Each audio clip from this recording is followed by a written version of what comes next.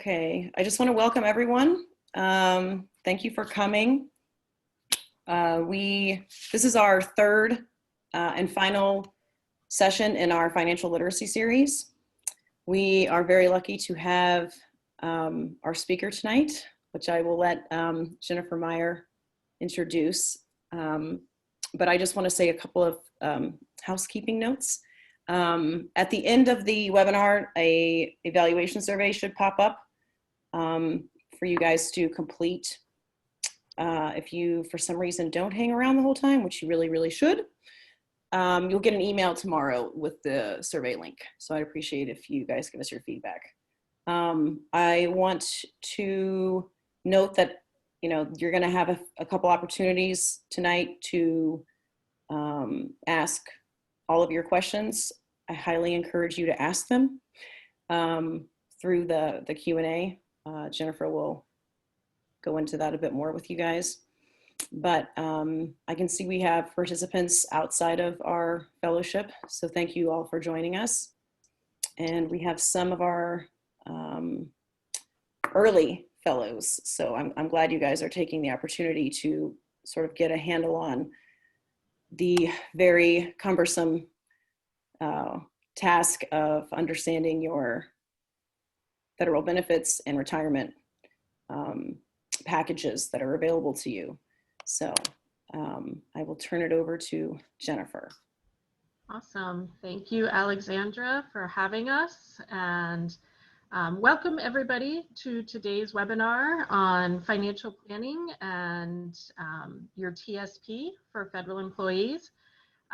My name is Jennifer Meyer, and I'm with Serving Those Who Serve. We are a local financial planning company in the DC area, and our focus is on working with federal employees and making sure that we fulfill our mission, which is to reach, teach, and serve you, the federal employee. First, I'm going to start by saying thank you for your service to those of you who are already working for the federal government, and I thank you for your future service to those of you who are still a little bit away from doing that, but are expected to do so. I think you're going to find tonight's presentation really beneficial, and we're very fortunate because we have Ed Zerndorfer presenting this evening.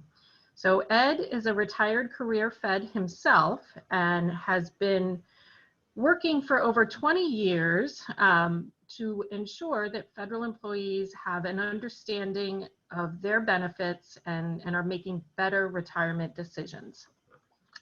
You will find his work in multiple publications that he writes for. My Federal Retirement is one, Fed Soup, Federal News Radio, Federal News Network, and for us also on our website, and his column is called The Fed Zone. Quite simply, nobody knows this topic better. So before we get started, I want to explain just a little bit about how this training works, because it might be different from other trainings you've attended. So today is what we call part 1, which is general education.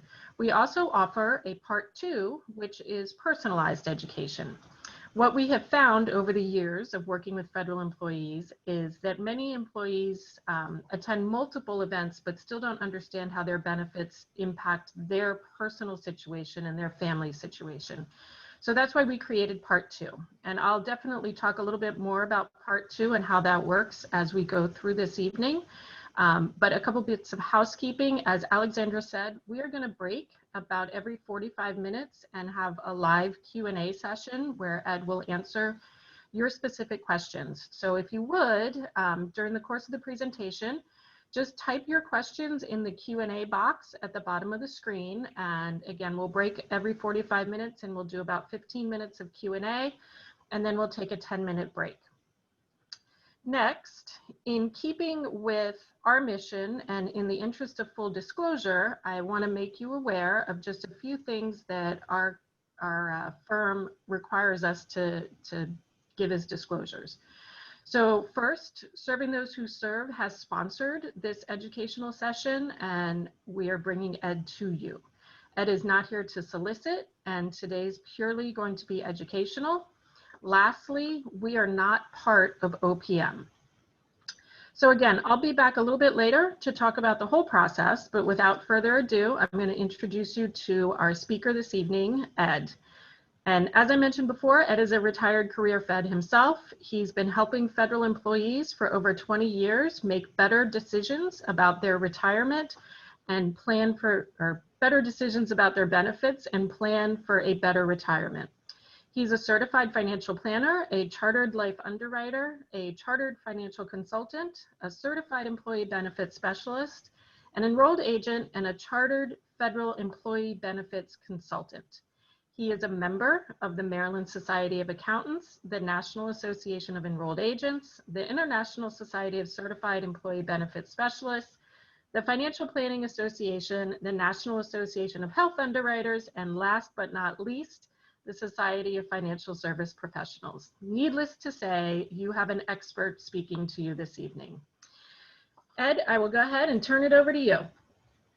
Thank you, Jennifer. I'd like to echo what Jennifer mentioned and thank Alexandra for having me as a speaker today. It's a pleasure. I know, Alexandra, you got the hardest job of all, just arranging this. So thanks again for arranging this, these webinars.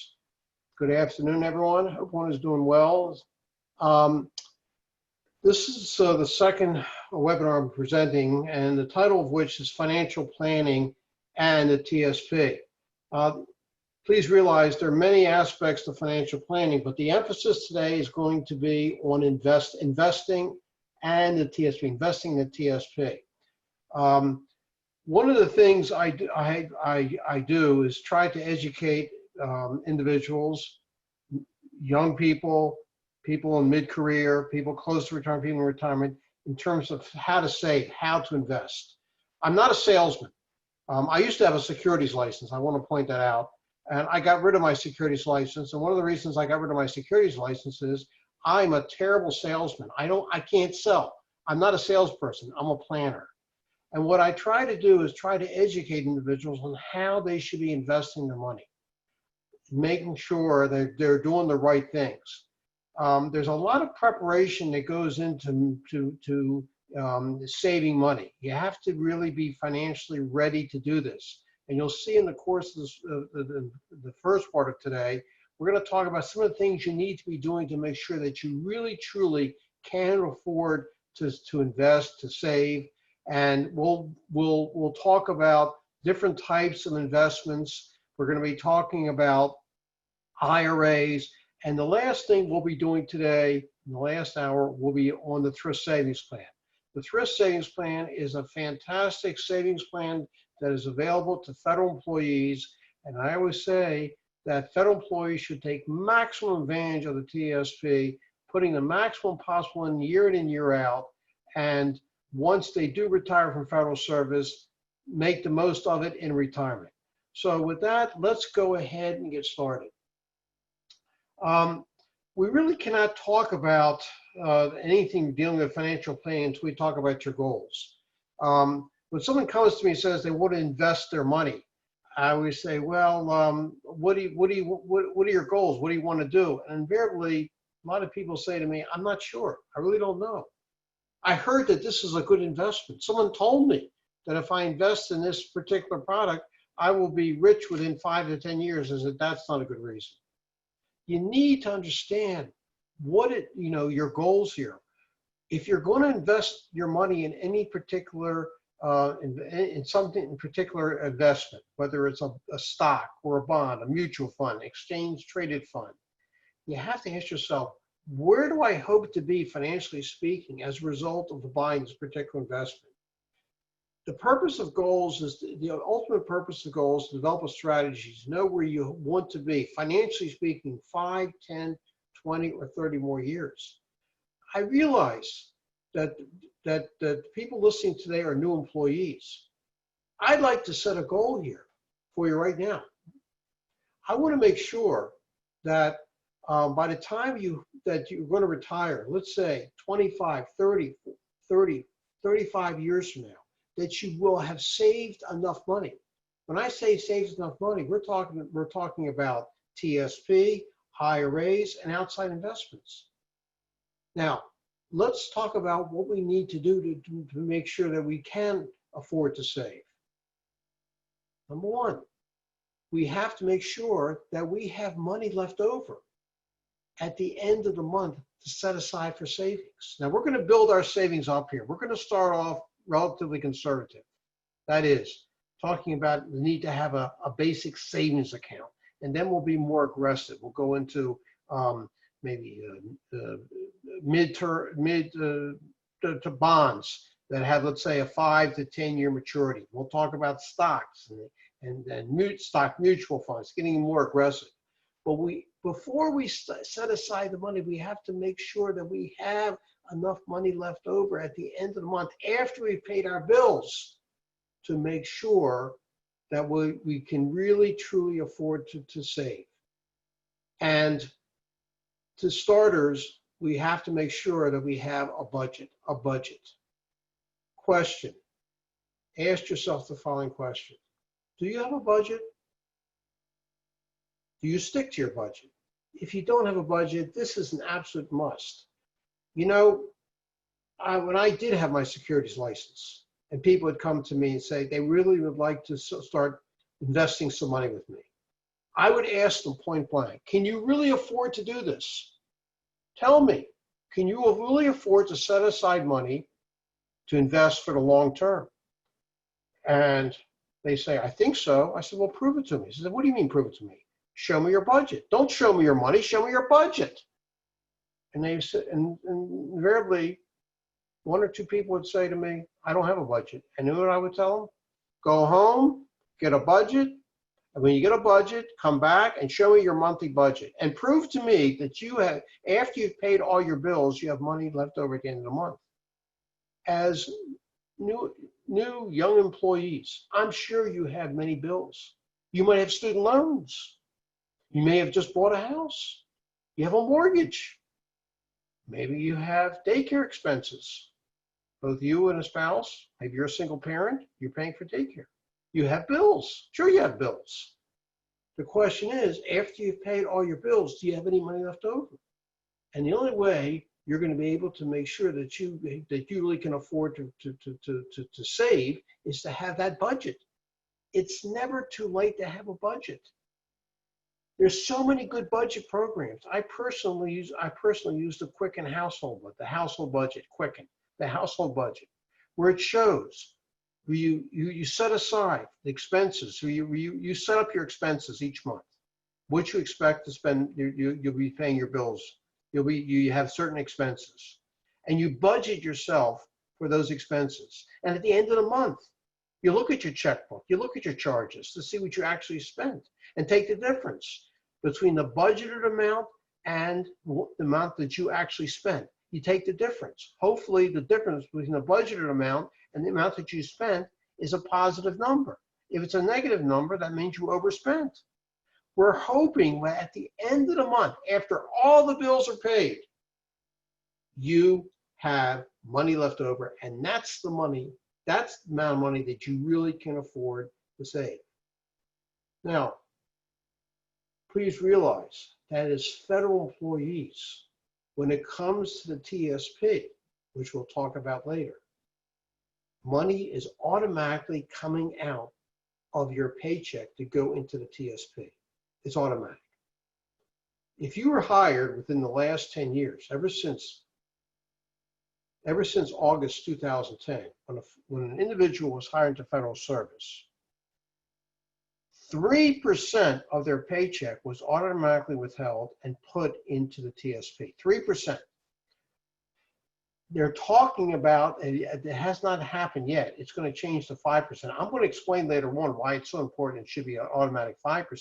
But let's assume you're still having 3% of your paycheck being taken out, 3% of your paycheck every payday going into the TSP. That means you're not getting the maximum match from your agency. We're going to talk more about that later, but this is automatic. Here's the point I want to make right now. The best way to save, in my opinion, comes down to 3 letters, EFT, electronic funds transfer. As part of your monthly budget, you should make sure that a part of your paycheck is automatically going into some type of savings vehicle. Now we're going to build up. We are going to build up these the type of investments here. We're going to start off very conservative in terms of how you should be setting aside your money initially, where you should be putting it. Okay. Another thing that you got to consider is you have to control that spending. That yeah, you might have several credit cards you're using and spending your money and paying your bills through credit cards. That's fine. That's fine. But I always, when people ask me, how do I control my spending when it comes to a credit card? And what I say to individuals is that before you charge something, ask yourself the question that when the bill comes for this credit card next month, will I be able to pay for it in full without having to carry over the balance the next month? Because if the answer is no, if you know you're going to charge something, you won't be able to pay for it in full, but by the time the bill rolls around, don't charge it. You can't afford it. Limit the number of credit cards. If you have too many credit cards, the spending might get out of hand. Control your spending when it comes to credit cards. I think it's important that as new employees, you should check your credit scores. Everybody should check their credit scores and your credit reports, I should say. There are 3 credit reporting agencies: Experian, Equifax, and TransUnion. You can get a free credit report from each of these credit reporting agencies, by going to annualcreditreport.com. And the reason you want to do that, among other reasons, is to see what credit cards you have, which have balances, are still open. Having too many credit cards, even if you're not using them, have zero balance, is hurting what's called your credit score, your FICO score. You should check your FICO score also. Go to www.myfico.com. Checking your FICO score once a year is important. Among the reasons you should check your FICO score is that if you're going to buy a house, many new employees somewhere down the line are going to buy their first house. The amount of mortgage that you'll be able to get and the interest rates you get will be determined a great deal by your FICO score. You want to make sure that you have at least a very good FICO score. And if you go to the website myfico.com, you can find out about the criteria that is used in developing your FICO score. All right, so now we got the preliminary stuff out of the way. Let's talk about, now we're going to get into the saving. We got the prerequisites out of the way. All right, we're going to start off very conservative here. And we're going to make a recommendation that, and this is true for anybody, please do not take this personally. I give the same advice to anybody. Everybody should have a certain amount of liquid savings. Liquid savings. I call this your emergency account. This is money you can get to like yesterday. How much should be in your liquid emergency, your emergency account? It should be 3 to 6 months of your average monthly expenses. When you add up what you spend each month on rent or mortgage, utilities, food, entertainment, maybe student loans, car payments, daycare, whatever you're spending your money each month, take the average amount of expenses and multiply that, okay, by 3. Some financial planners say 6. Let's split it. Let's make it 4.5. If your average monthly expenses totaling, let's say $3,000 a month, I would recommend that you have in a liquid savings account at all times 4.5 times that. What's that, about $13,000 or so? You say, whoa, that's a lot of money. Yes, I realize it's a lot of money, but think about if you had some sudden emergency. You had to replace your water heater. You had to replace the transmission in your car. Doesn't take much to go through $1,000, $2,000, $3,000, $4,000. You got to have the money available, like, to you immediately. And where would this money be held? In a savings account, a passbook savings account, a money market account. We're talking about an account that gets, in this day and age, nothing. What are savings accounts paying these days? Maybe 0.5% if you're lucky. But that's not the point. You're not trying to make a lot of money off of this. You're not trying to get a lot of interest off of this. But what you want to do, you want to make sure is that you have access to this money at all times in case you have to, so that you access the money without paying a penalty. So, money market account, passbook savings account, and where would you find institutions? Where would this money be held? The bank. I don't know if the Robertson Group has access to a federal credit union. Do you have a federal credit union? No, we don't. I mean, we don't have a federal credit union. Our fellows work directly for the government. They're not on like contract with us. Well, no. Most federal agencies, departments have federal credit unions. Federal credit unions. That's what I was referring to. Right. I mean, are you asking if the Robertson Foundation has a federal credit union? Any access to any federal credit union? No, we don't. Our fellows, I'm sure, do through their individual agencies. Okay. So the individual agencies might have federal credit unions. They're excellent. They're insured by NCUA, National Credit Union Administration, and accounts are up to $250,000. There's nothing wrong with a bank, a good old bank savings account, which is FDIC insured, but you're going to build this up. You're going to build this up over time. And this gets me back to how's the best way to save. Automatically, electronic funds transfer. You get your paycheck, every 2 weeks. Consider making an arrangement with the bank or the credit union to have a part of your paycheck, part of your account, where your paycheck is directly deposited, to have a part of that amount, that deposit automatically be deposited into a savings account, into a money market account. The idea being that if it's done automatically, you won't see it, you won't touch it, you're not going to spend it. And do it over time.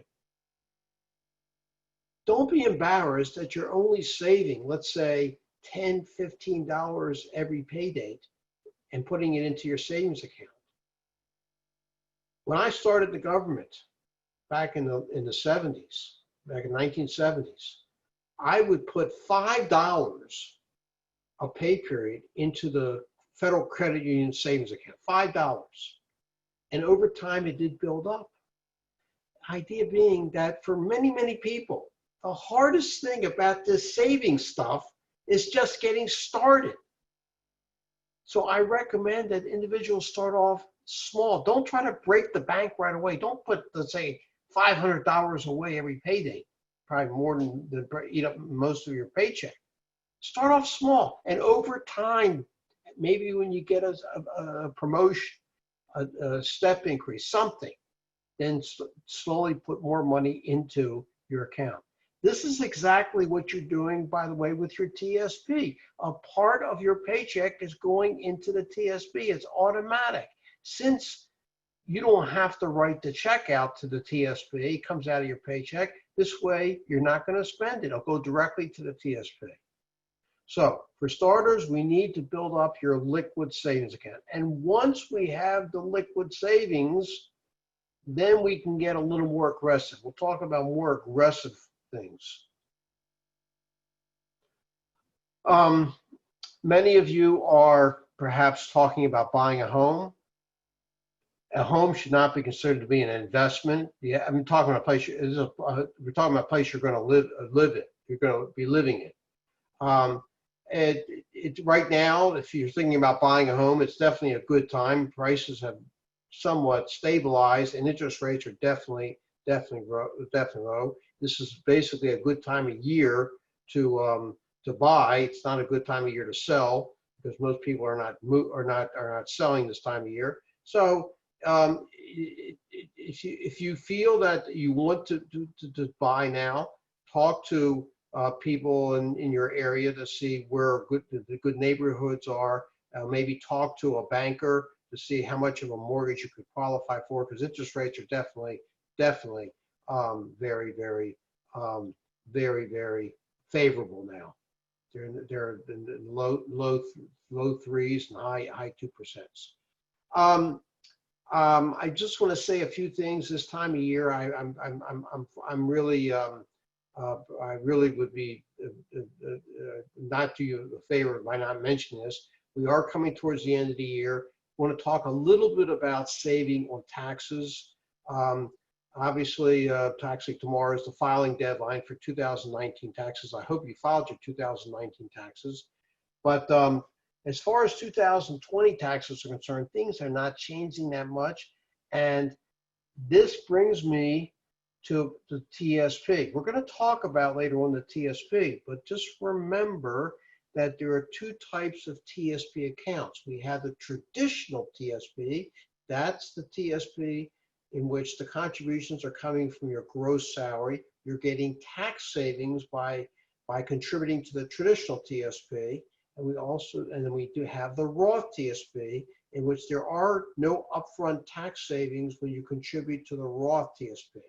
The tax savings when it comes to the Roth TSP come, on the other hand, when you take money out of the Roth TSP, you're not going to pay tax. With the traditional TSP, you're getting tax savings now, but you're going to pay tax when you pull the money out of the traditional TSP. So here's what it comes down to. When you did your 2019 taxes, did you get a big refund back? Did you get what I consider a big refund? More than $1,000? In that case, you probably could afford to put some money into the Roth TSP because you don't need any more additional tax savings. On the other hand, if you owed more than $1,000, you had a balance due, then you definitely should put more money into the traditional TSP. You don't want to owe more than $1,000 when you file your taxes, because there could be what's called an under withholding penalty. We have 2 months left in the year, November and December. You still have time to contribute to the TSP, and you can, if you've been contributing to the Roth TSP, you can then switch over to the traditional TSP, or you can put more into the traditional TSP. You can change the amount that you're contributing to the TSP, or which account you're putting into the TSP at any time. Now's the time to start thinking about 2020 taxes and which TSP account is most beneficial for you at this time when it comes to 2020 taxes. I also want to say, we're going to be talking about this a little bit later, you have the option also of contributing to a Roth IRA. Most of you probably have income levels below the limit that will allow you to contribute to a Roth IRA. What I'm saying is, by contributing to the Roth IRA in place of the Roth TSP and putting all your money into the Roth TSP, then you'll get the best of all worlds. We're going to talk about Roth IRAs after our first break. Some other things to just think about when it comes to taxes this year. I'm not going to spend too much time on this here. I would look at your 2019 taxes. Things are not going to change tax law wise for 2020. I hope that you took advantage of the things that you could take advantage of this year in terms of for new employees. Many of you have student loans. You're paying interest. I don't know if you're still eligible to deduct the interest on your student loan. There's also many several tax credits, the educational tax credits, the savers tax credit, the foreign tax credit. Please, if you have any questions about these deductions, I would advise that you talk to an accountant, a qualified accountant. If you're unsure, please contact an accountant to go over it. It may end up, you'll do yourself a big favor tax-wise by spending a few dollars now talking to a tax professional who could save you a lot of money in taxes when you file your taxes next spring. Okay, all right. I think now is as good a time as ever to have some questions. All right. So let's start with what we have in the box.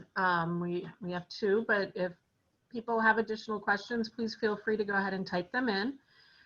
First one, are I bonds liquid enough to hold an emergency fund, assuming they've already matured?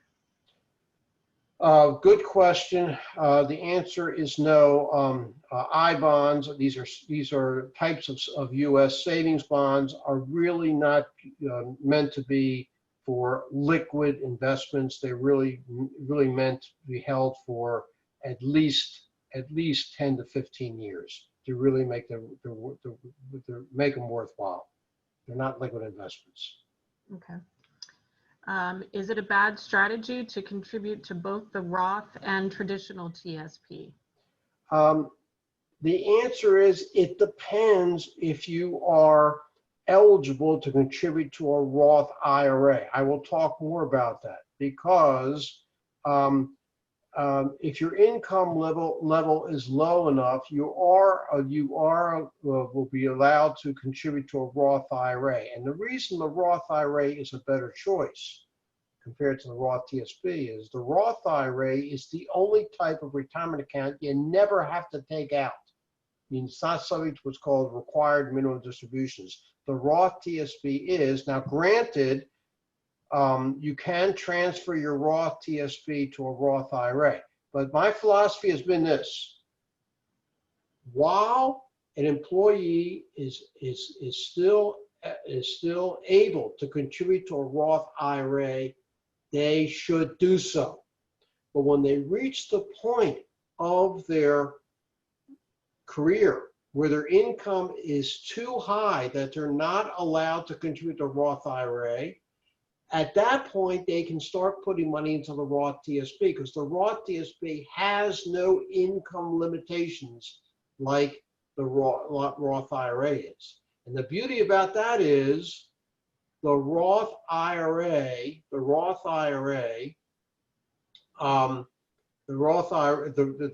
TSP, when a federal employee retires from federal service, can transfer all of the Roth TSP into that Roth IRA. That's the beauty of that. So you get the best of all worlds, in my opinion. All right, sounds good. Next one, if we already contribute 5% to TSP and want to contribute more to an investment account, should we use a Roth IRA or another account? Assuming you have that emergency account that I use 4.5 times your average monthly expenses, you have that, I would build it up. I would put money, I would contribute to the Roth IRA each year, putting in, as much as you can, maximum $6,000 this year. And then beyond that, yeah, then you start building up your investment account. We're going to talk a lot about the Roth IRA. The beauty of the Roth IRA is that it grows compounded tax-free. You cannot underestimate the power of tax-free compounded growth. I have an example I want to show everyone later on that shows what if you start putting $2,000 a year into a Roth IRA or Roth TSP, what's going to happen after 40 years by putting $2,000 a year, just $2,000 a year. Awesome. All right. This one is not in the box, but I'm going to use one of the ones that we have here on the screen. Should I buy or rent? I think that's a common question. My answer to that question is, if you're going to buy, how long do you plan to stay in the area that you're going to buy the house? Because if you know that you're going to be moving away from the area where you're going to buy your house within the next 3 years, don't buy.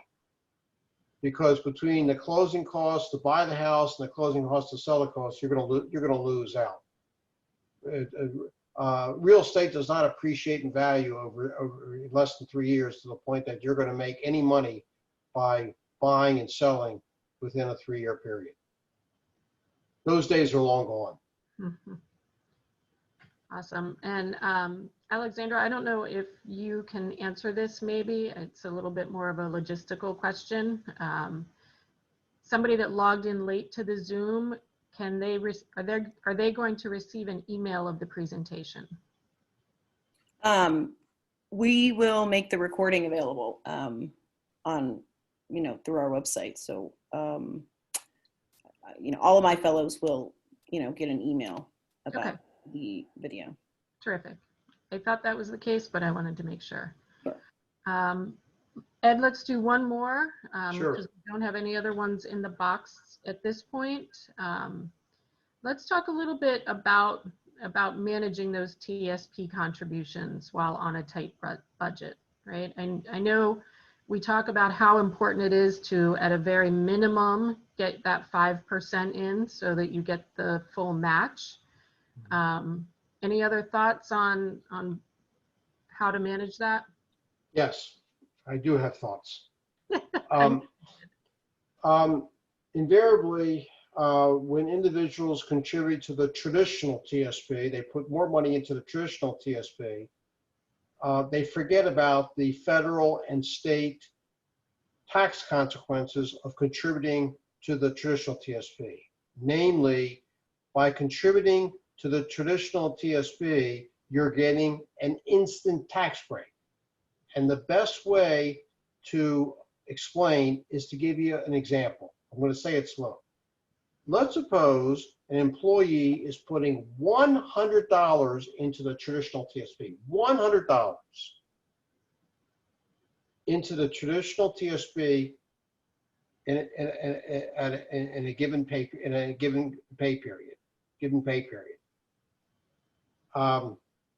And I'm going to assume that individual is in a 22% federal marginal tax bracket. Okay. And Alexandra, we're talking about people in California. Everybody's in California. Is everybody in California? Not everybody. Most people actually in DC. All right. Yep. So let's use 8%. An 8% state marginal tax bracket. The reason I asked about California, Alexandra, is that's a 10%. Okay. All right. So what's happening here? The employee is putting $100 into the traditional TSP, and Washington IRS is saying to the individual, here's $22 back. That's 22% of $100, right? Because the person's in a 22% federal tax marginal tax bracket, 22%. So IRS is saying, here's $22 back. And if they live in DC or Maryland, there's the district in Maryland saying, here's $8 back. That's 8% of $100. So what is the person getting back in terms of tax savings on the spot? 22 plus 8 is 30. They're saving $30 in taxes on it when they contribute each pay date. So the cost to the employee for contributing $100 to traditional TSP is what? $70. So how can this be more affordable to the employee then? How can when the person's on a tight bracket? Simple. Change your federal and state withholding.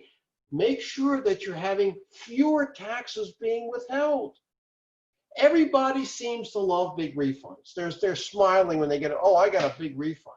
I got a $3,000 refund this year. They're smiling. And they ask my opinion. You should be ashamed. $3,000 refund?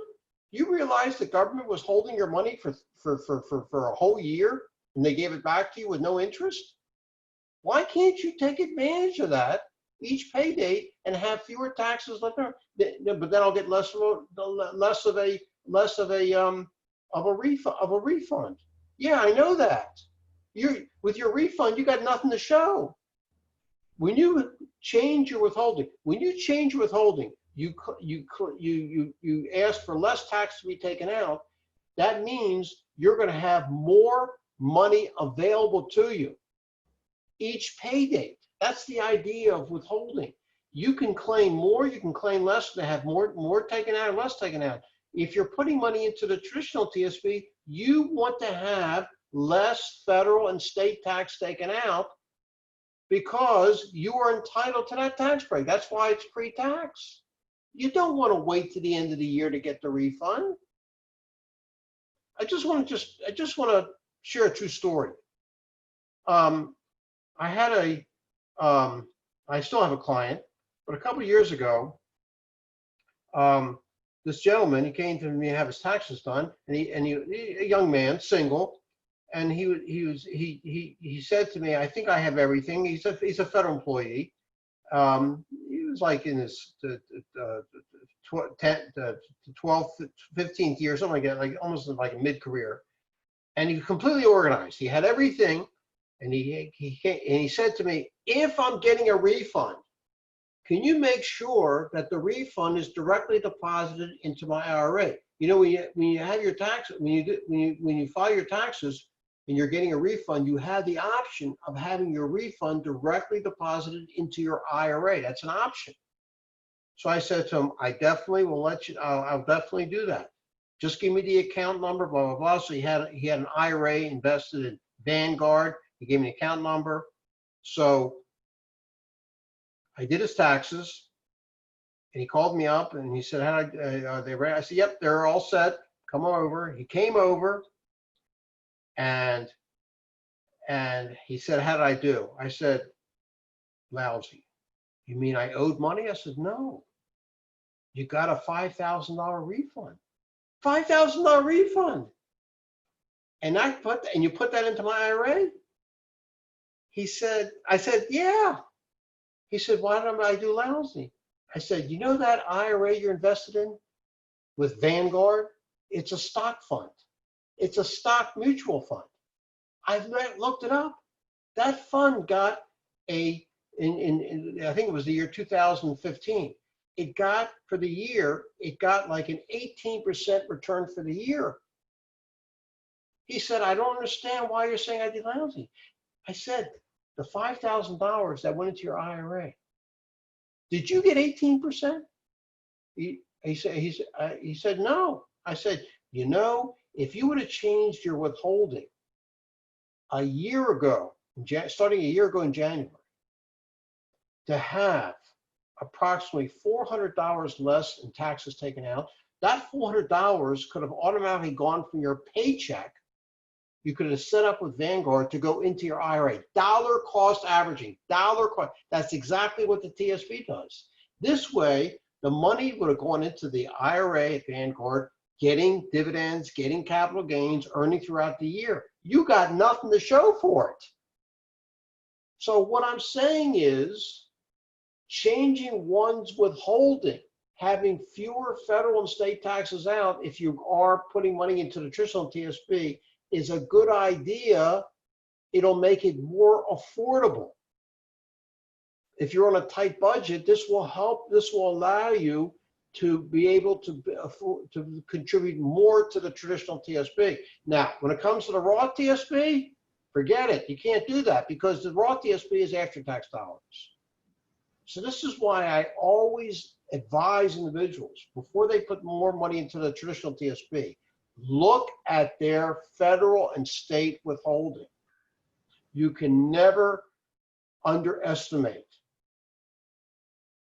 the need to look at one's taxes before deciding which TSP account to put the money in, traditional or Roth. But big refunds, in my book, are a no-no.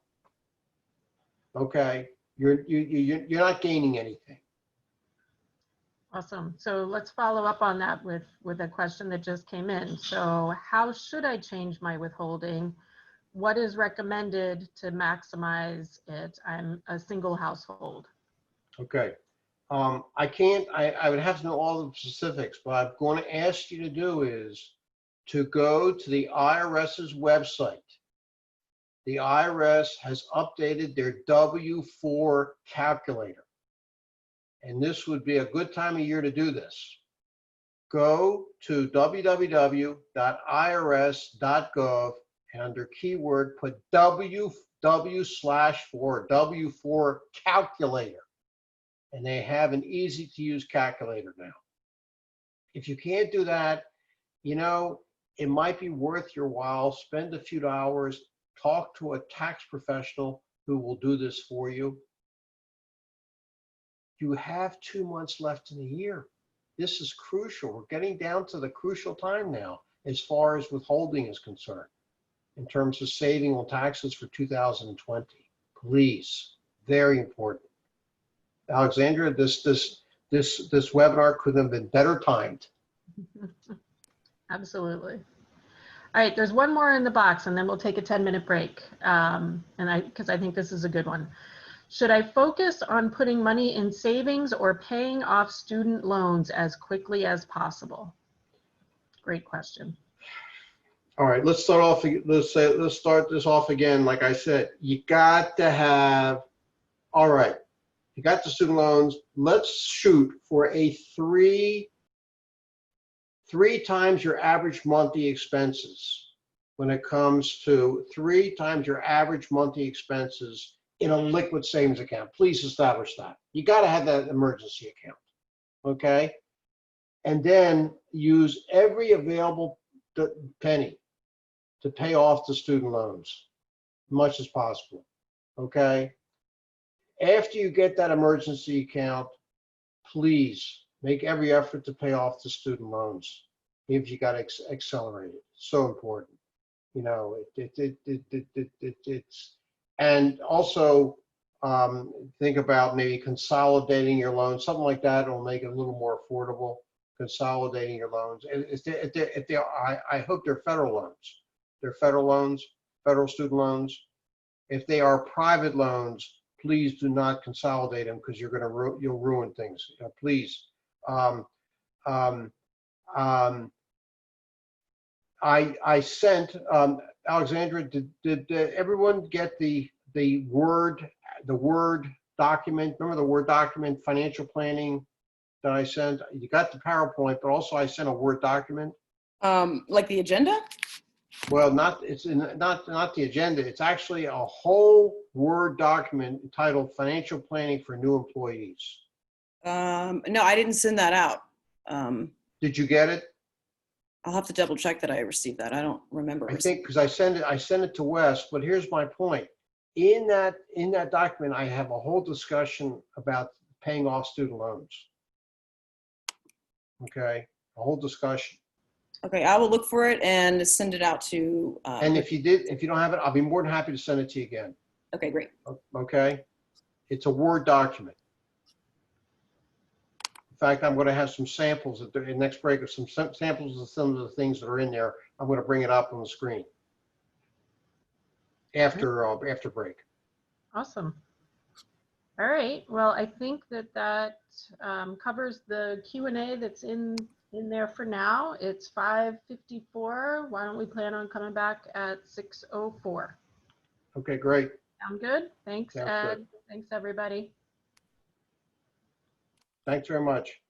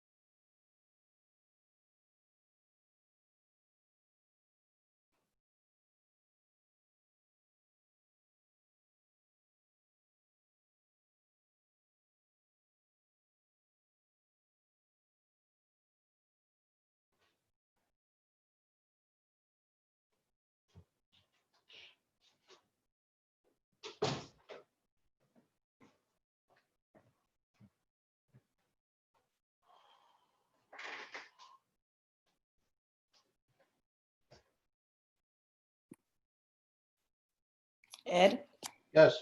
I think I have the right document that you're referring to, so I posted it in the chat to Okay. just the panelists to see if you can click on it and make sure that you can open it, because then we can share it with everyone. Yeah, actually, I have it loaded up here. I'll be actually going over to it. Yeah. Okay. Yeah, I just meant I want to send it out to everyone. I just want to make sure that it can be accessed.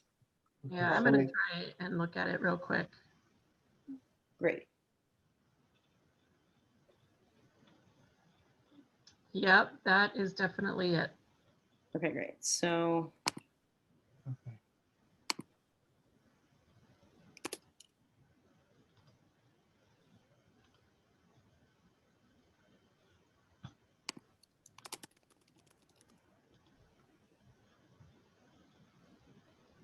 Okay.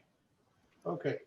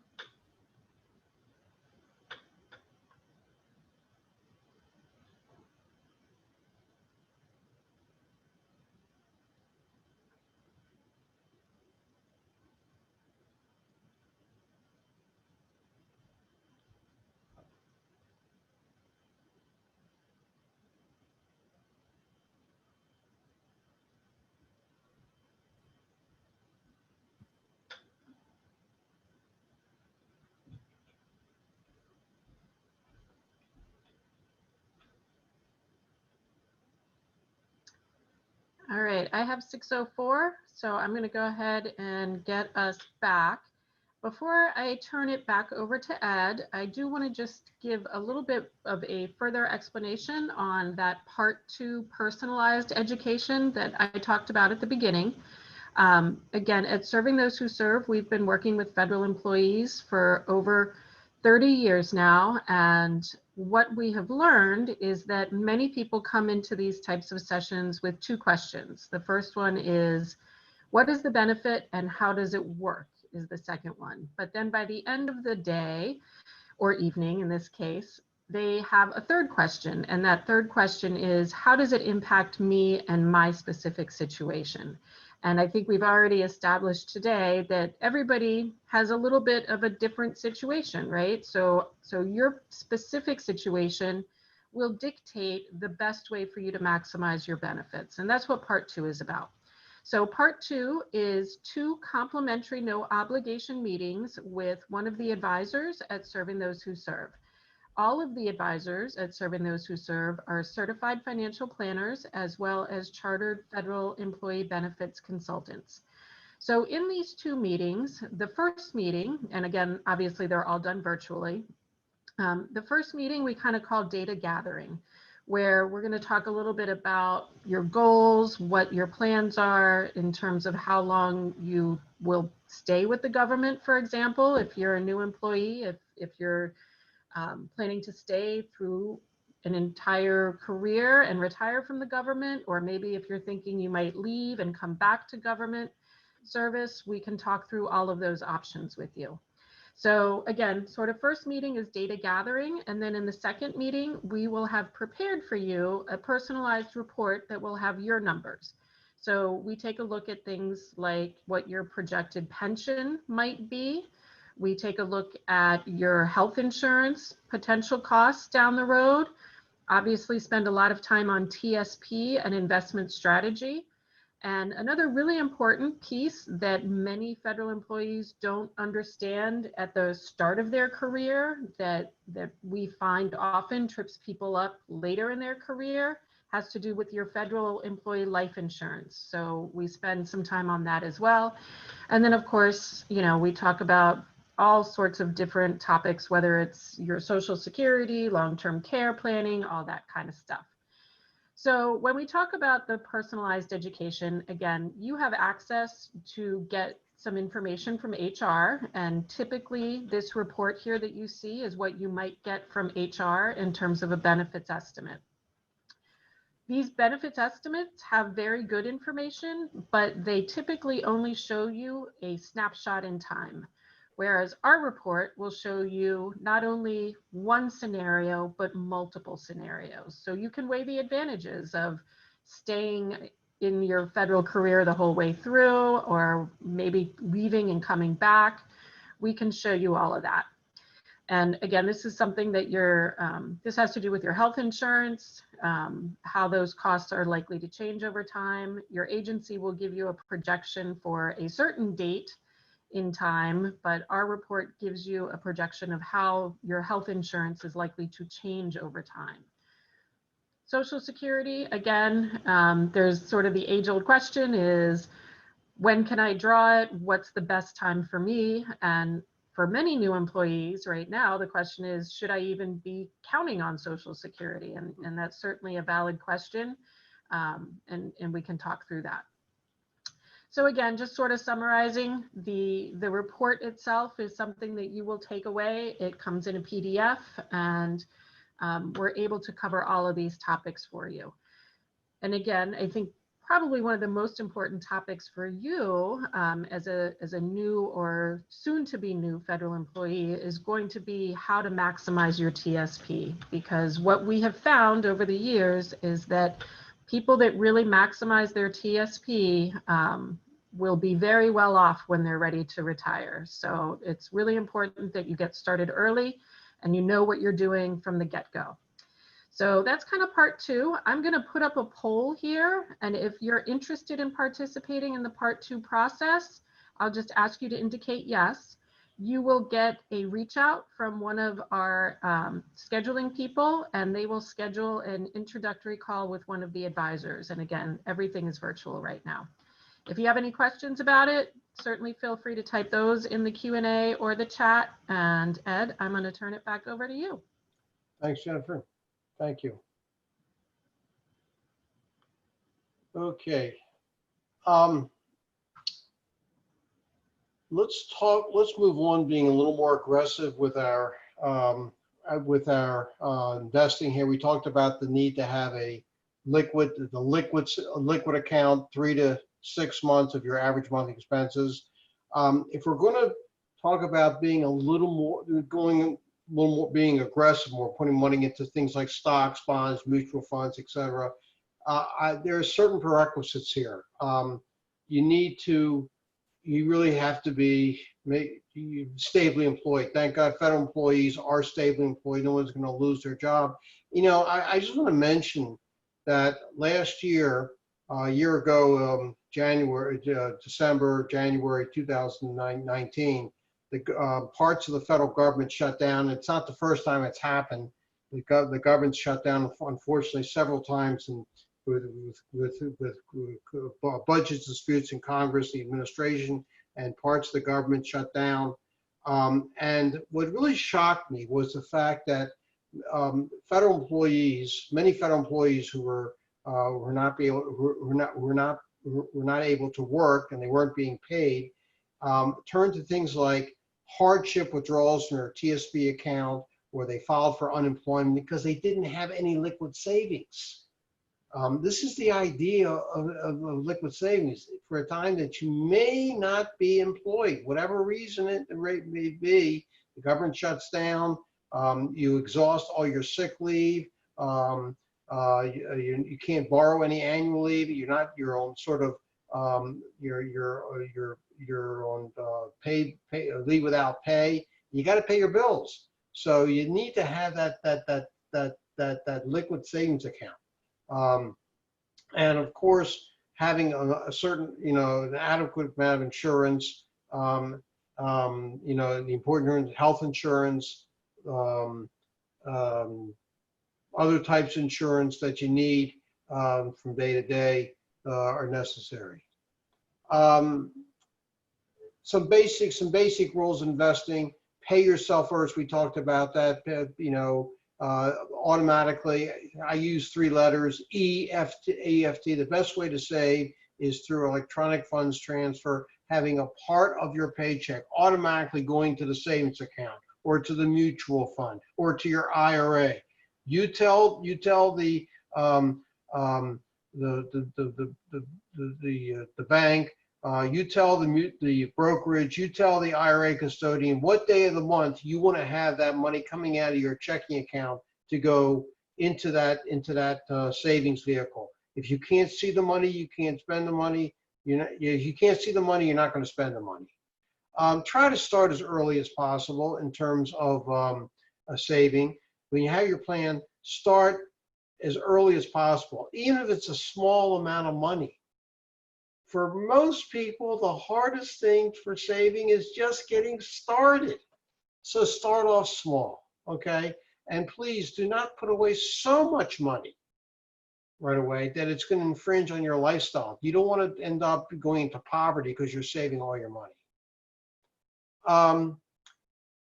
We have to talk about some other ideas, some other aspects of saving.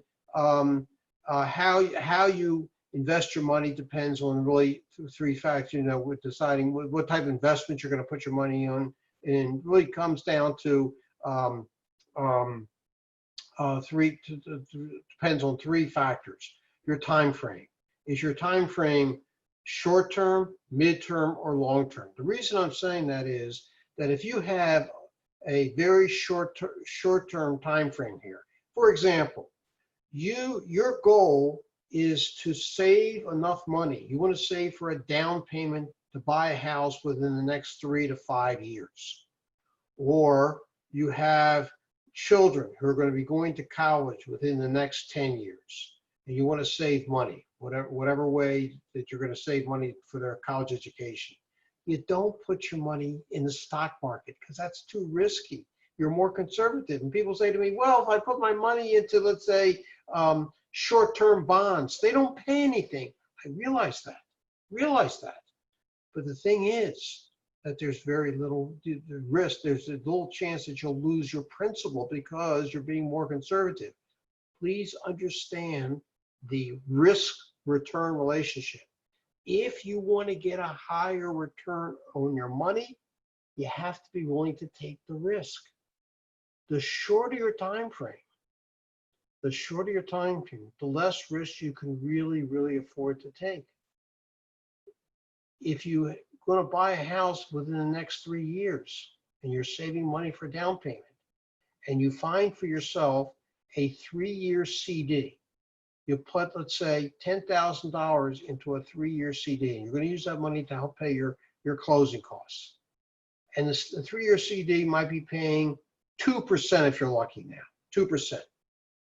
So after 3 years, you might get $200 out of the whole thing. 2% of $10,000 is $200. But you know that you'll get your $10,000. You're guaranteed to get your $10,000 plus the back, plus the $200 of interest. You know the money will be there. If you put $10,000 into the stock market today, are you guaranteed to get the $10,000 back in 3 years? No, nothing is guaranteed here. So you have to look at your time frame. Time frame is extremely important. Savings goal. I cannot emphasize how important it is to think about your goal here. Your goal is to or short term, to buy a house within the next 3 to 5 years, to put a child through college over the next 10 years. Those goals are different than say, I want to save money so that when I do retire, I'll have enough money that I can enjoy retirement. That's altogether different. And please don't forget about your risk tolerance. Risk tolerance. Risk tolerance.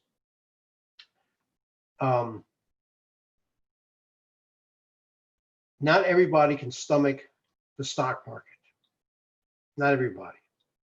If you are going to lose sleep over the fact that you might lose money because you're worried about the stock market, please do not put money in the stock market.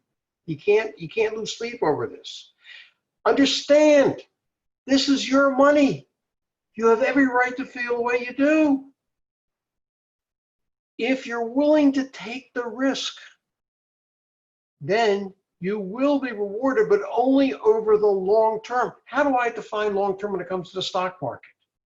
At least 15 to 20 years. That should be that should be a time frame. So what would that include? Think about this in terms of your long-term goals. TSP, is TSP long-term? Certainly. You're putting money into the TSP now to use when?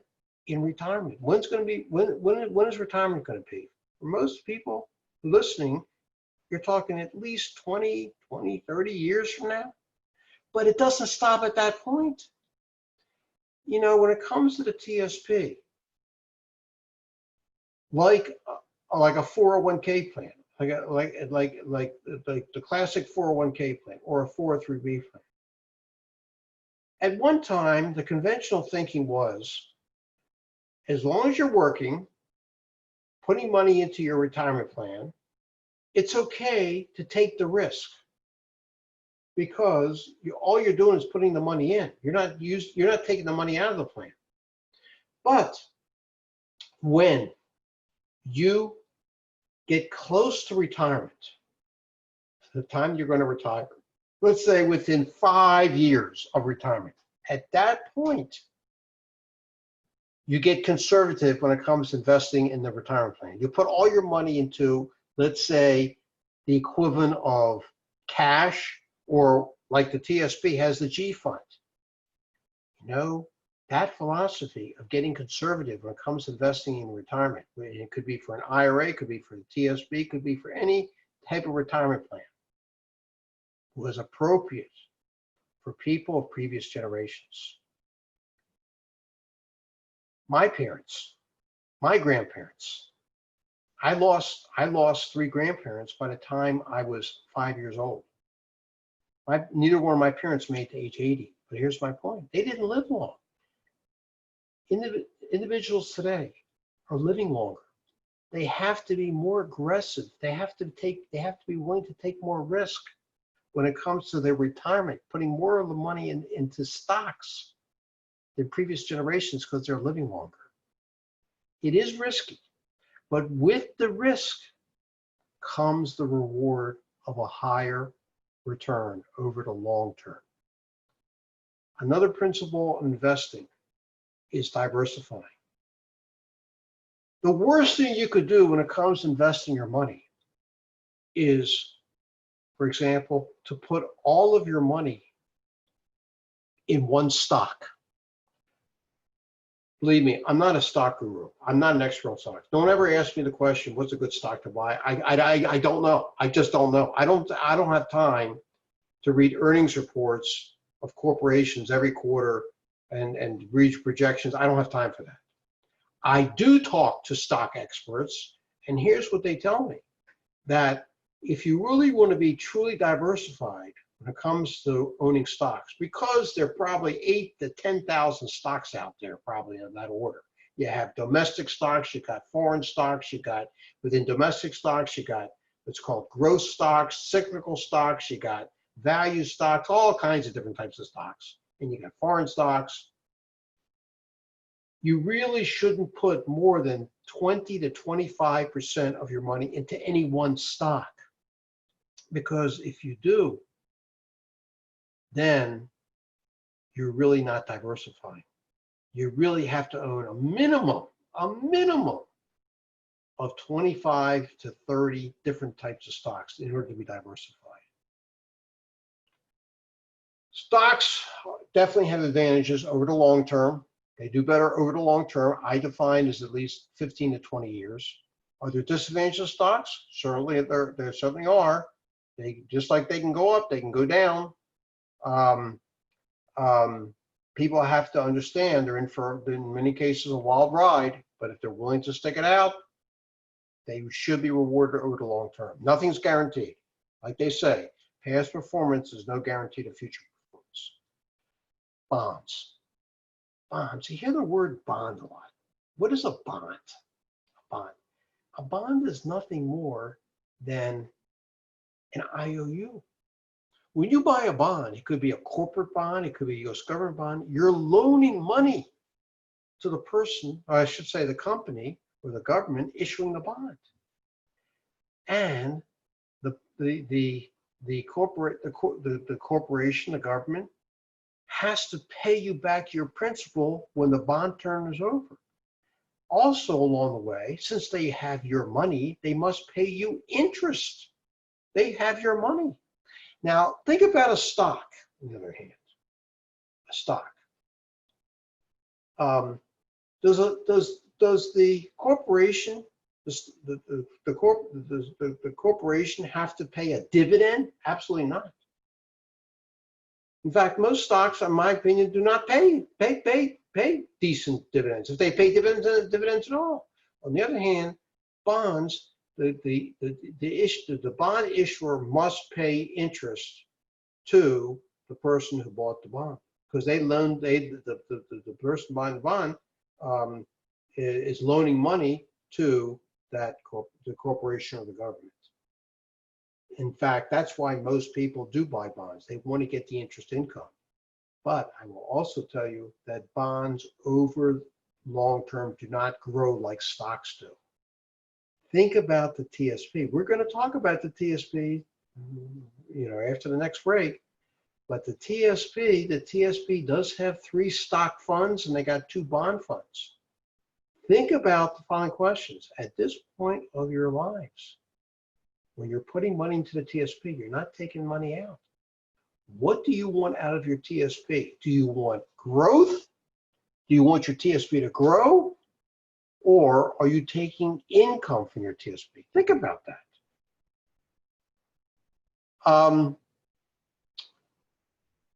CDs, people ask me all the time about CDs. What's my opinion?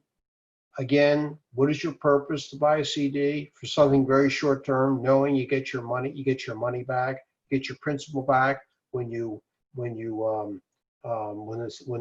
CD matures. It's a good idea if you have a certain goal, like we talked about buying a house and you were saving money for closing costs. You have a 3 to 5 year time frame. CDs are fine. They don't pay anything. I realize that, but you get your principal back with a little bit of interest. If you are thinking about buying CDs, rather than buying one CD,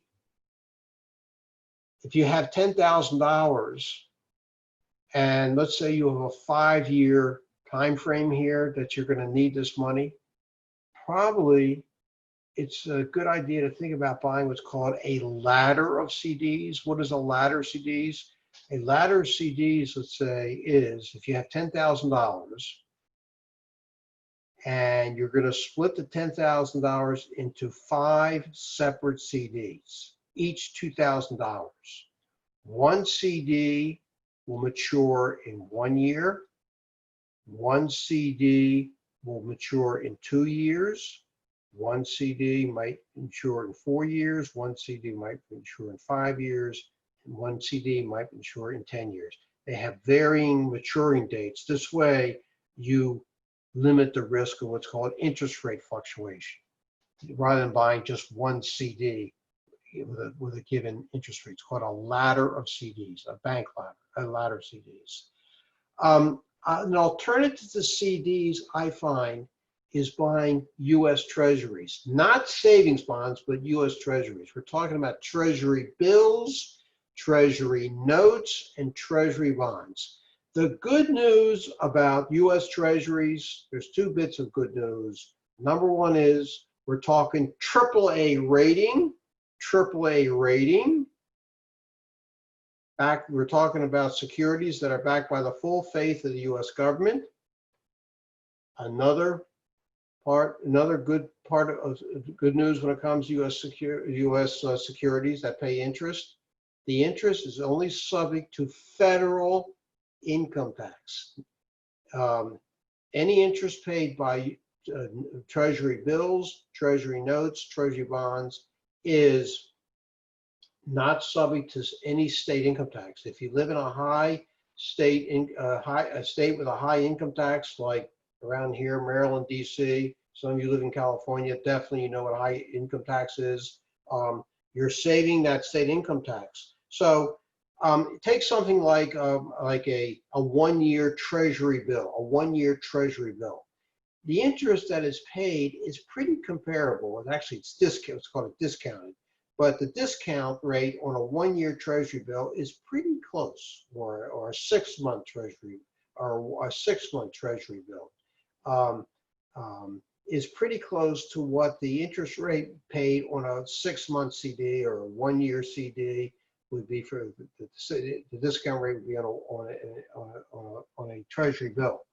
But the difference is, there are actually two differences. Number one is you get paid with a Treasury bill, you get the discount paid up front. You don't have to wait till it matures to get the interest. And number two, the discount that is paid, the interest is paid with the Treasury bills. It's only subject to federal tax. So you could actually squeeze out more of a net investment.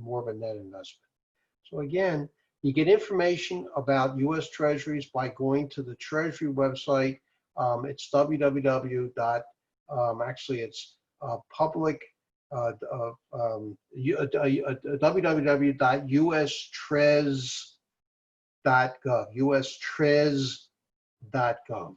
You get information about Treasury bills. They're issued by what's called the Bureau of the Public Debt. Okay, we talked about that. Okay, all right. Okay, so, and finally, let's talk about, in terms of investments, my favorite investment generally for the long term. We're talking about after we get beyond the short term, mid-term, we're talking about long term, more than 15 to 20 years, outside the TSP, outside IRA, or outside of investing in the TSP, are mutual funds, open-ended funds. I like mutual funds for two reasons. Number one, mutual funds are the only type investment that an individual can buy on his or her own by directly going to the company. You buy what's called no load, no commission mutual funds. You cannot buy a stock without going through without paying some type of commission or fee somehow. It might be discounted, but it's rare that you're able to buy some type of stock without paying some type of added fee to buy that. Mutual funds, you buy directly from the company and you won't have to pay any commission or fee. Now, I'm not saying you don't pay any expenses at all. There are administrative expenses associated with mutual funds. But if you go to a company like Vanguard or Fidelity or T. Rowe Price, buy directly from them, not using a financial planner, not using a stockbroker. Go directly to the company, and these companies are extremely helpful. They'll help you work out what you're, try to help you with your goals to fit, and in order to answer the question, what is the appropriate fund or funds you should be investing in? The disadvantage is there's probably only about 8,000 funds out there to choose from. But if you narrow your choice to the no load, no commission mutual funds, and I mentioned three of them, Vanguard, Fidelity, T. Rowe Price, these are the companies I recommend not only doing your general investing, but if you're going to get an IRA, you should try to go through these companies. Okay? All right, and I have information here in the book about how to select the right mutual fund. All right, okay. Just some do's and don'ts of prudent investing. Whoops. Diversified. We talked about the importance of limiting your diversifying. Limit your risk according to your personal, preferences. What you can tolerate risk is different than the other person. There's no right, there's no wrong here. You got to be able to sleep at night. Try to do some, get educated. There's a ton of literature out there. I know the companies I mentioned, mutual fund, Vanguard, Fidelity, have a ton of literature that you can download to learn about how to invest in mutual funds. Try to get educated as much as possible. There is an organization that I've been a member of now for close to 40 years. It's the American Association of Individual Investors, AAII, the American Association of Individual Investors, for a very, very, very nominal fee each year. You can become a member and you get a monthly magazine where they talk about the principles of investing. Very easy to read. Again, it's the American Association of Individual Investors, AAII. I think their website is www.aAII.com. And then we talked about the 6 months of average monthly expenses. All right, now let's move on to talking about the importance of having an IRA. We're going to talk about an IRA, having an IRA, and then after our next break, we're going to talk exclusively about the TSP. There's a lot of misunderstanding about IRAs and TSP.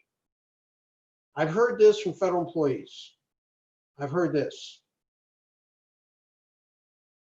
Someone says to me, Ed, because I put money into the TSP, I'm not allowed to contribute to an IRA. That's not true. IRAs have their own rules separate from the TSP. There's only one rule that is associated with an IRA. And that rule is, there are many rules, but the rule to contribute to an IRA, I should say, is you or a spouse has to have earned income. Earned income means you're getting a W-2. You will be getting a W-2 this year because you've been working this year.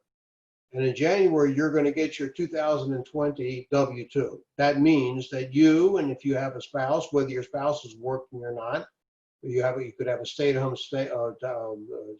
dad or mom. But because at least one of you is getting a W-2, that allows both of you to put money into your own IRAs. Now, there are different types of IRAs, which I'll go through, okay? And unfortunately, IRAs have been underused. Federal employees have not taken full advantage of them as much as they should, because IRAs can really be very helpful in retirement. Now let's talk about how much everybody can put into an IRA for 2020, and you have until April 15th, 2021, tax filing deadline for 2020, to contribute to an IRA. Now you can start putting money in now, don't get me wrong, but you can't put any more money in, you can't make any more contributions for 2020 after April 15, 2021, even if you file for an extension on your 2020 taxes. The most you can put into an IRA for 2020 is $6,000. If you happen to be over age 50 as of December 31st, 2020, I don't know if there's anybody out there who's over age 50 listening, new employee, but in case there is, if you were born before January 1st, 1971, you can put an extra $1,000 into your IRA. It's called a catch-up contributions a catch-up contribution for a total of $7,000. $7,000. All right. So let's talk about the different types of IRAs. There is the traditional IRA, traditional deductible IRA. This is the IRA that started in 1974, almost 50 years ago. With a traditional deductible IRA, the contribution that you make to the IRA will result in tax savings. If you look on your tax return, as there is now, they put it now, I think it's Schedule 1, an adjustment to your income, the contribution that you make to a traditional IRA will give you an adjustment to your income. So, for example, let's suppose your total income in 2020, when you add up your salary, interest, dividends, capital gains, any other income you have, let's say it turns out to be $80,000. And you plan to put $6,000 into your traditional deductible IRA. So your taxable income will be reduced to $74,000. That's $6,000 deducted from $80,000. So the money goes into the traditional IRA. You invest it somehow, put it into a good stock mutual fund with Vanguard, Fidelity, T. Rowe Price. It gets earnings through the years, and nothing is going to be taxed until you take the money out. Now, when can you take the money out and not pay a penalty? You have to be 59, at least 59 and a half. Age 59 and a half to take the money out of the traditional deductible IRA and not have to pay an early withdrawal penalty. You'll pay both federal and state tax.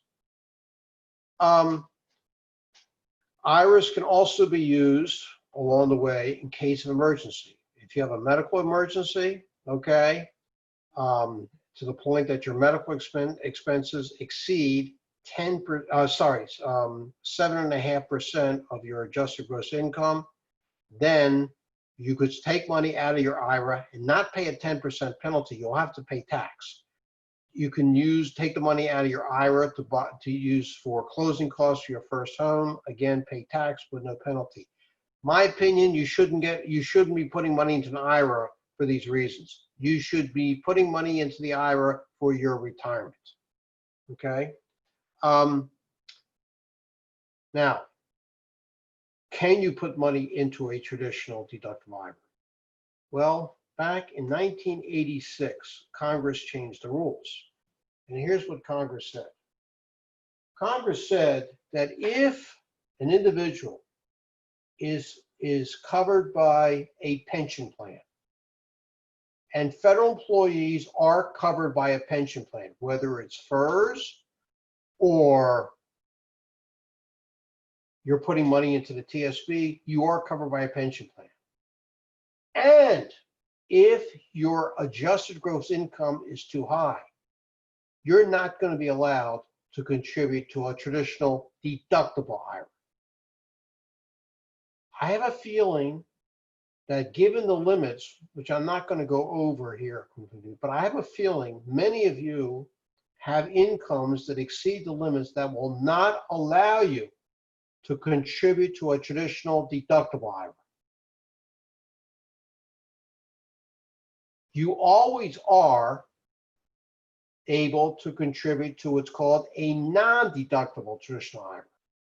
With a non-deductible traditional IRA, the money that you're contributing, the contributions, does not result in any tax savings. It's after-tax dollars. The only benefit of a non-deductible traditional IRA is the fact that the earnings will grow tax deferred.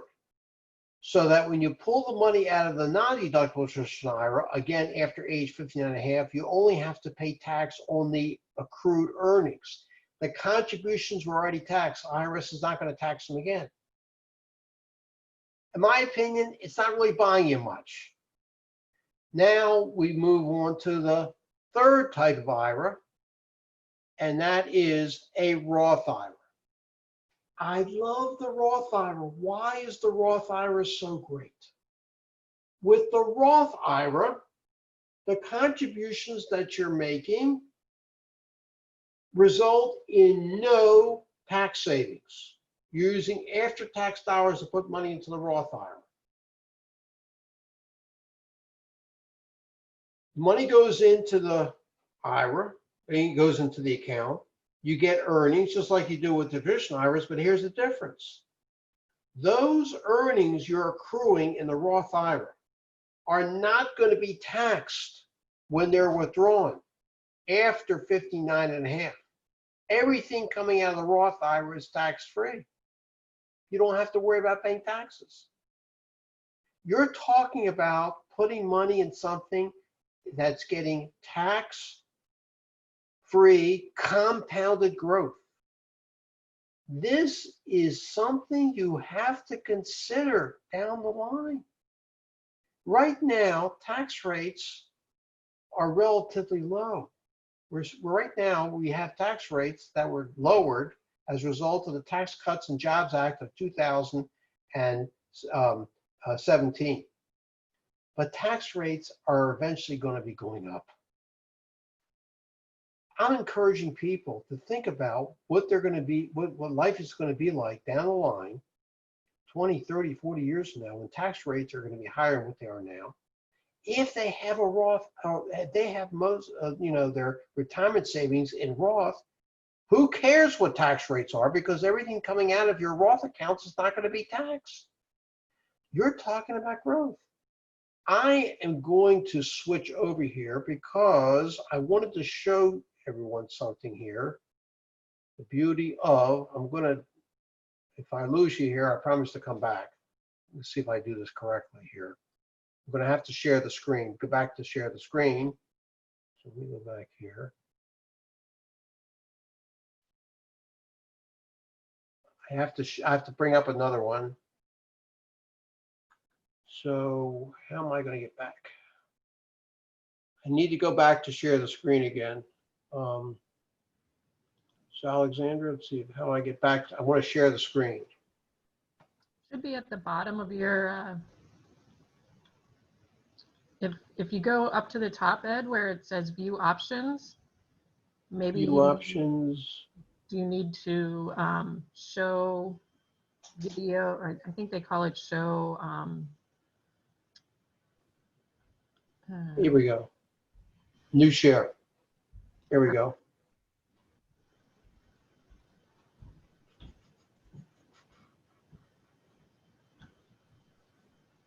Let's see here.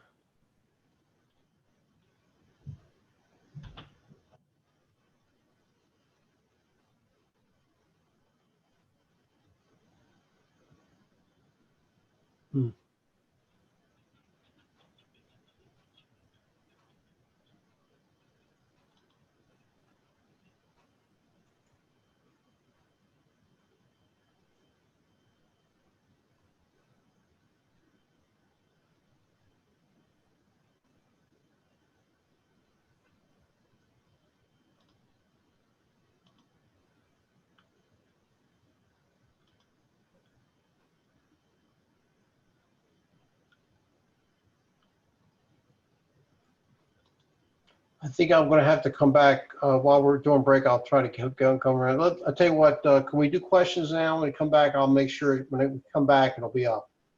Yep. Okay. Absolutely.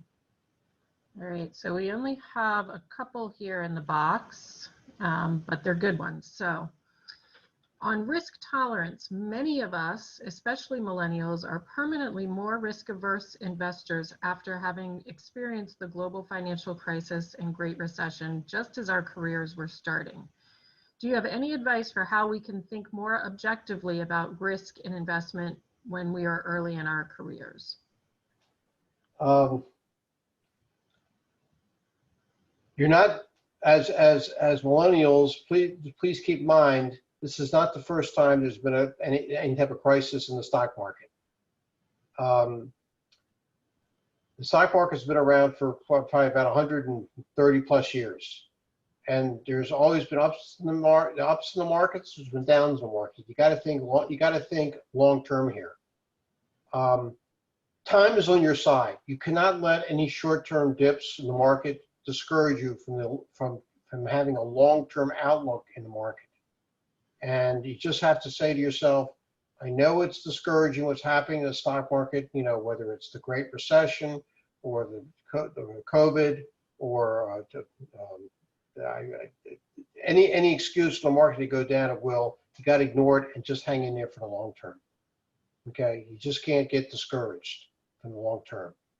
Yeah, and another thing that I'll add to that, because I think that this was really helpful for people when we were going through sort of the March and early April timeframe this year, when the market declined very dramatically at the start of COVID, and particularly for people that are still working and still contributing to these retirement accounts. When the market goes down, you should actually be celebrating, because when you are contributing still, you are buying more shares with each contribution you make than you were when the market was higher. So hopefully that can help as well. I think a lot of it has to do with sort of changing that mindset. And again, knowing that you're not planning on drawing on the funds in the near term. The market historically, there has never been a 10-year time period where the market wasn't positive.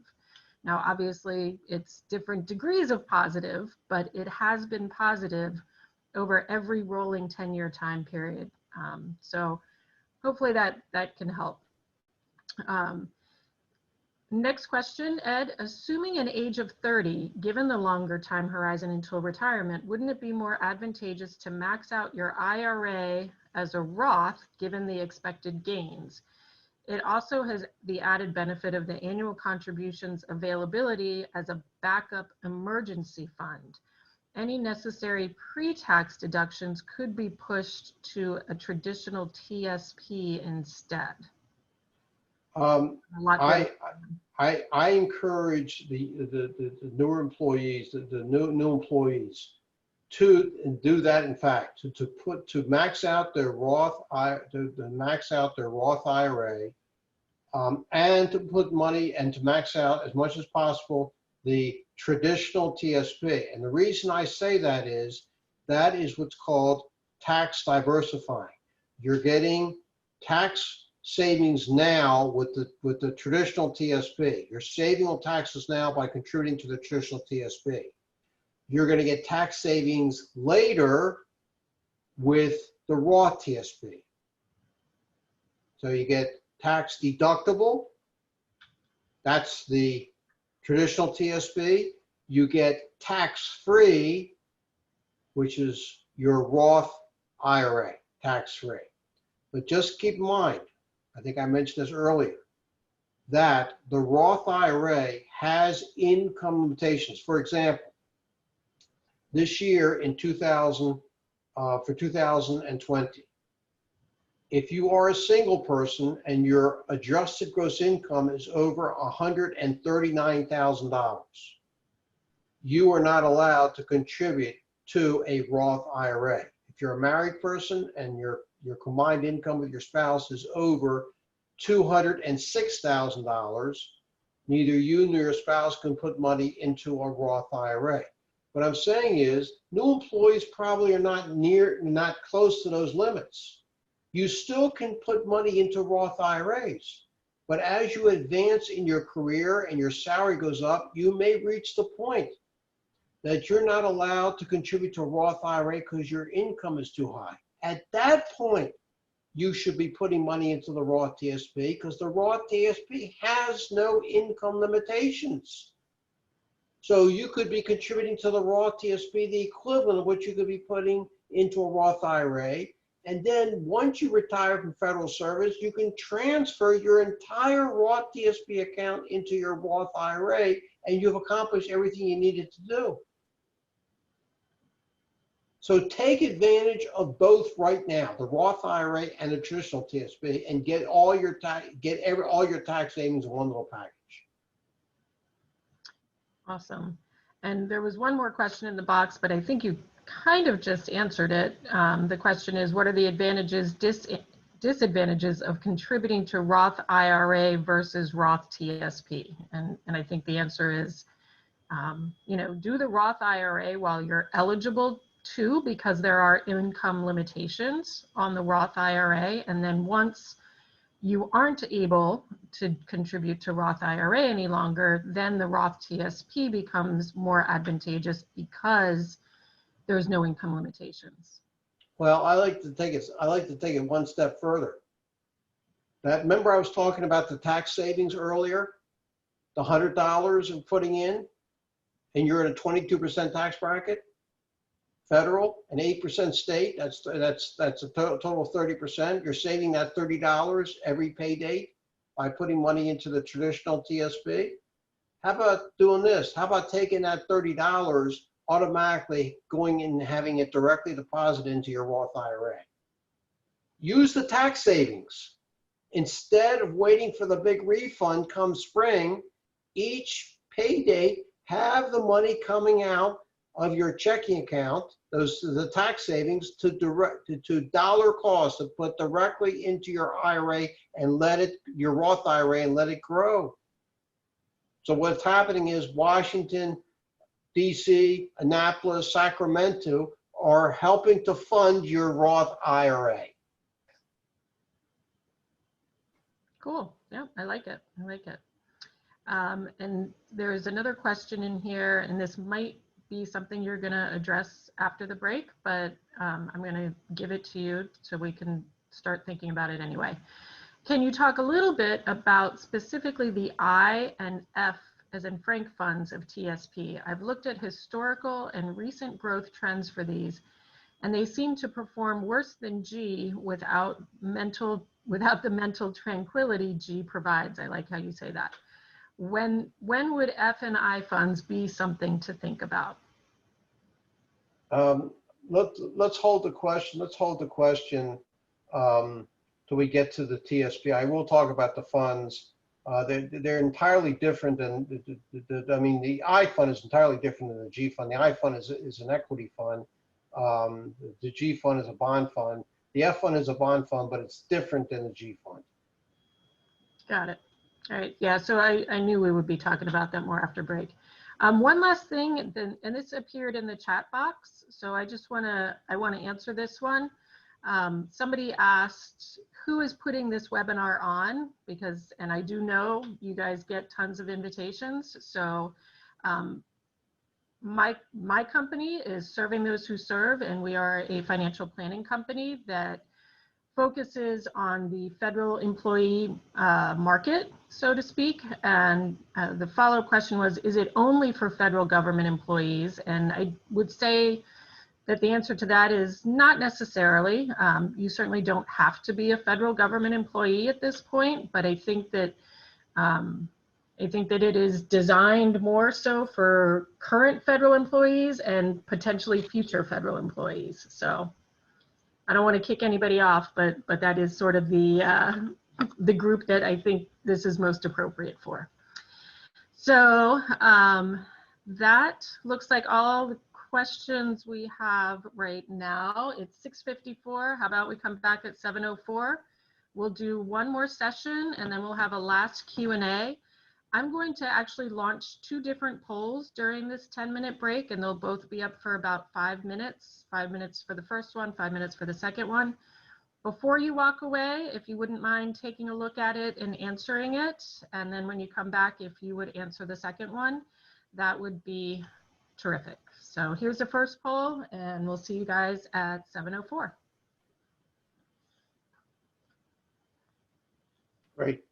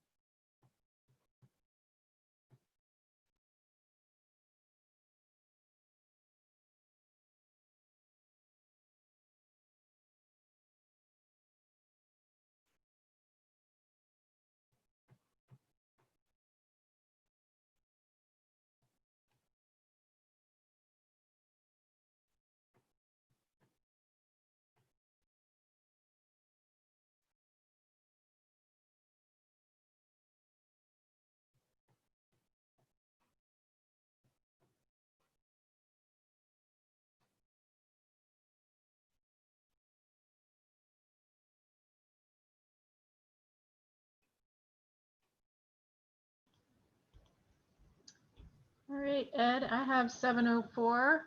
Thanks Okay. everybody for participating in the polls that were up. And Ed, I'm gonna let you take it.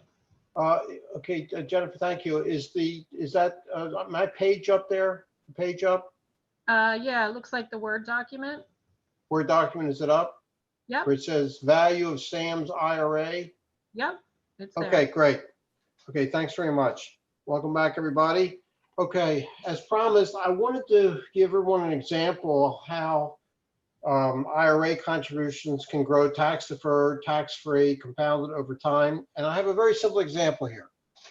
We have, and this is in the Word document that everyone should be receiving. Alexander will send it to everyone. It is whole information about financial planning and the TSP for new employees. This is an example of an employee named Sam who's 25 years old. And Sam decides he wants to put $2,000 into his IRA starting when he's 25. And he has every intention to put $2,000 a year until he's 65, that's 40 years, into this IRA. Now, what I have here is the two different types of IRAs that I was talking about earlier, the non-deductible traditional IRA, and I have the Roth IRA. And I'm going to make the following assumption, that when Sam invests the $2,000 in his IRA, he's going to put the $2,000 in, he's going to invest it in something that's going to get an average annualized return of about 10% over time. Now, this is hypothetical. Again, past performance is no guarantee of future performance, as they say, but I'm going to assume that Sam's going to be investing in something like the TSP C fund. If you look at the C fund, the Common Stock Index Fund, over time, over 40 years, the C fund has gotten an average return. You could look at Morningstar or any of these research organizations that analyze stocks and mutual funds. Morningstar is probably the most famous one. The C fund has gotten an average return over time of about 10%.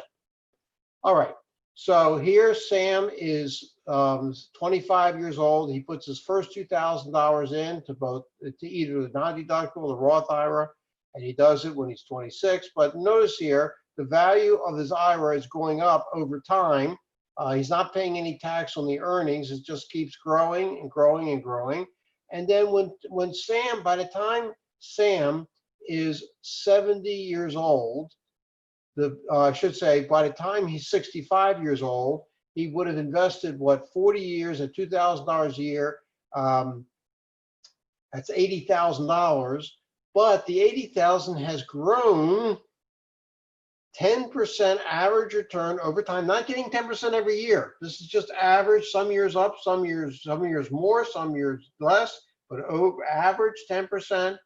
The value of his IRA is $975,000 by the time Sam is 65 years old. And then Sam no longer is working. He cannot contribute to the IRA, but the IRA still will grow even though he's not putting any more money into it.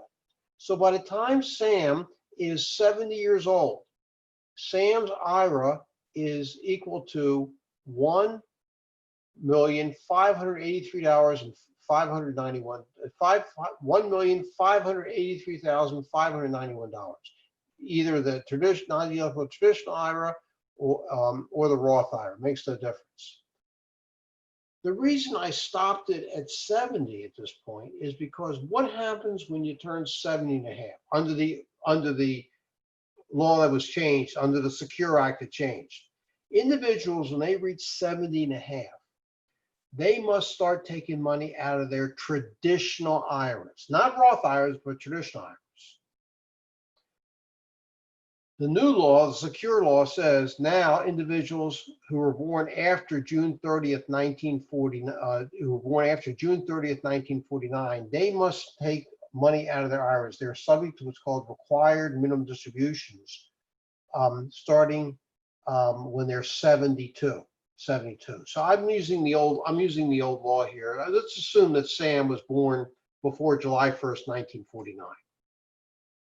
Okay, so notice something here, that by the time Sam is 75 years old, with his non-deductibles as an IRA, the value of his IRA is equal to $1,768,004. Why is it less than the value of the Roth IRA by the time with Sam's Roth IRA by the time he's 55, which is almost $2.6 million? Because with the Roth IRA, Sam does not have to take out his required minimum distribution. The Roth IRA is not subject to required minimum distributions. So look at the Roth IRA. The Roth IRA keeps growing and growing and growing. Think what has just happened here. Sam has invested a total of $80,000, $2,000 a year for 40 years. And after 50 years, by the time he's 7, the value of his investment has grown to almost $2.6 million that Sam, if he wanted to, could take out tax-free.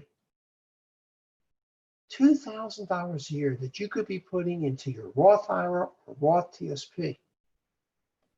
Now, is $2,000 a year a lot of money? Am I asking a lot for the average person to set aside $2,000 a year into their IRA, to the Roth IRA? If it comes down to it, $2,000 a year with 365 days in a year, 365 days per year, that means that Sam is setting aside $5.48 a day to put into his Roth IRA.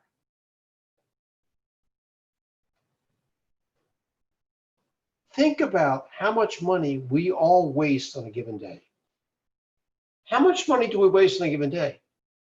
The next time you go to Starbucks to have your latte, before you sip your latte, I personally do not drink lattes. I don't care for them, but I have been told they're not cheap. Think about how that money could be used.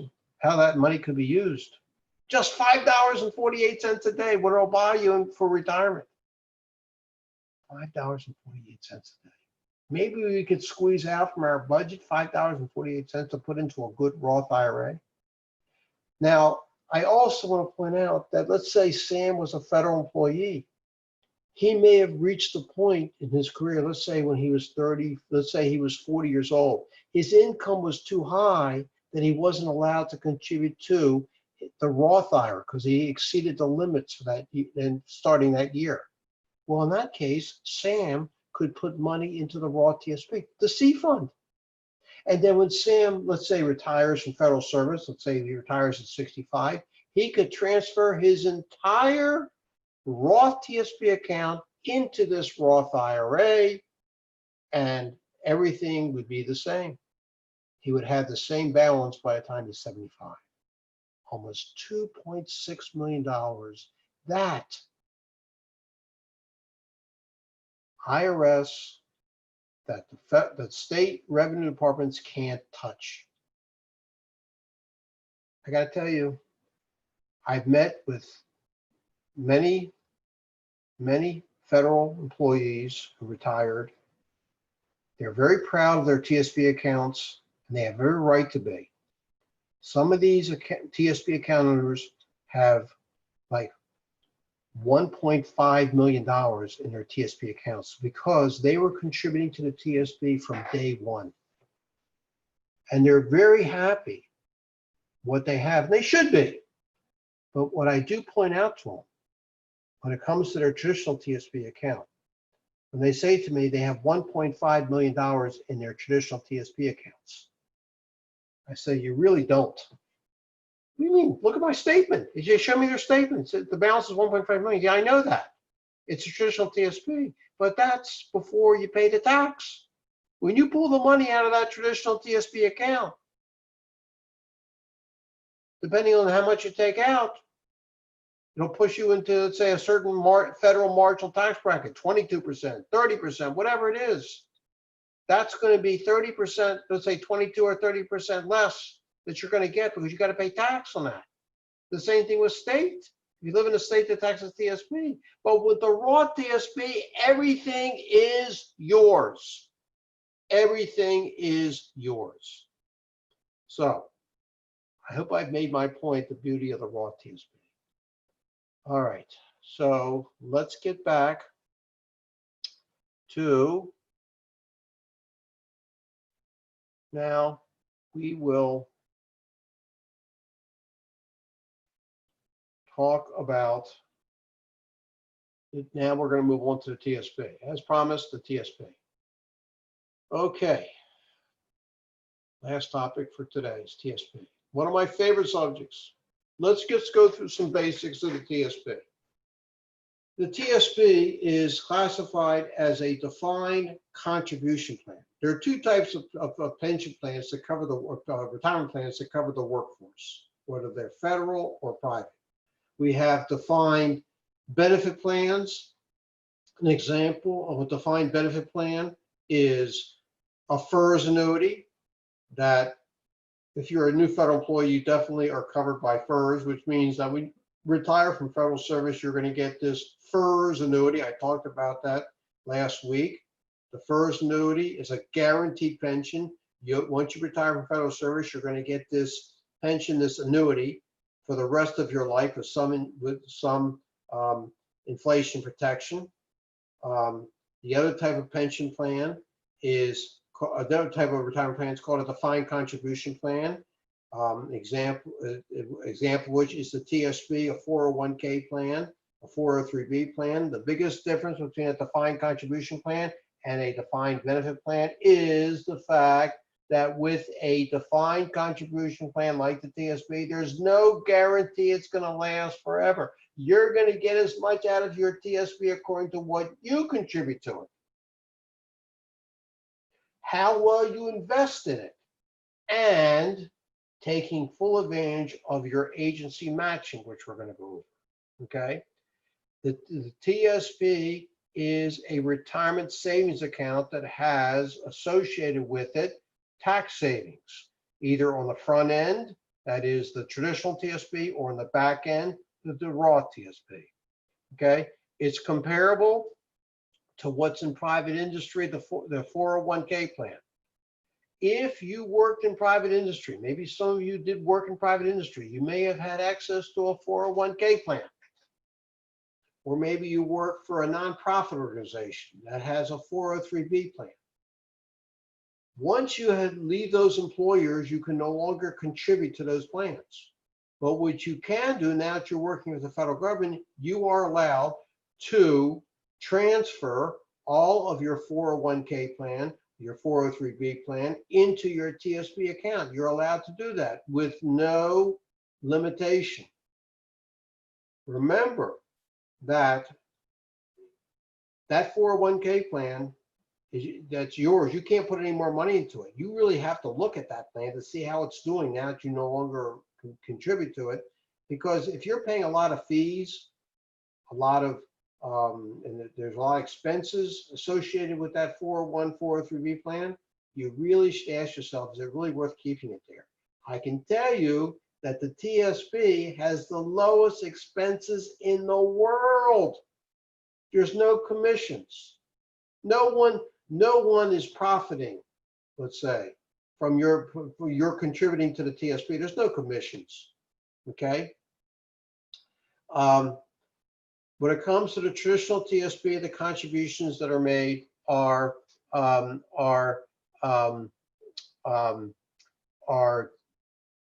being deducted from your gross salary. We talked about the traditional TSP versus the Roth TSP, in which your contributions are being deducted from your after-tax salary. There's no tax savings associated with the Roth TSP. How much can we put into the TSP this year?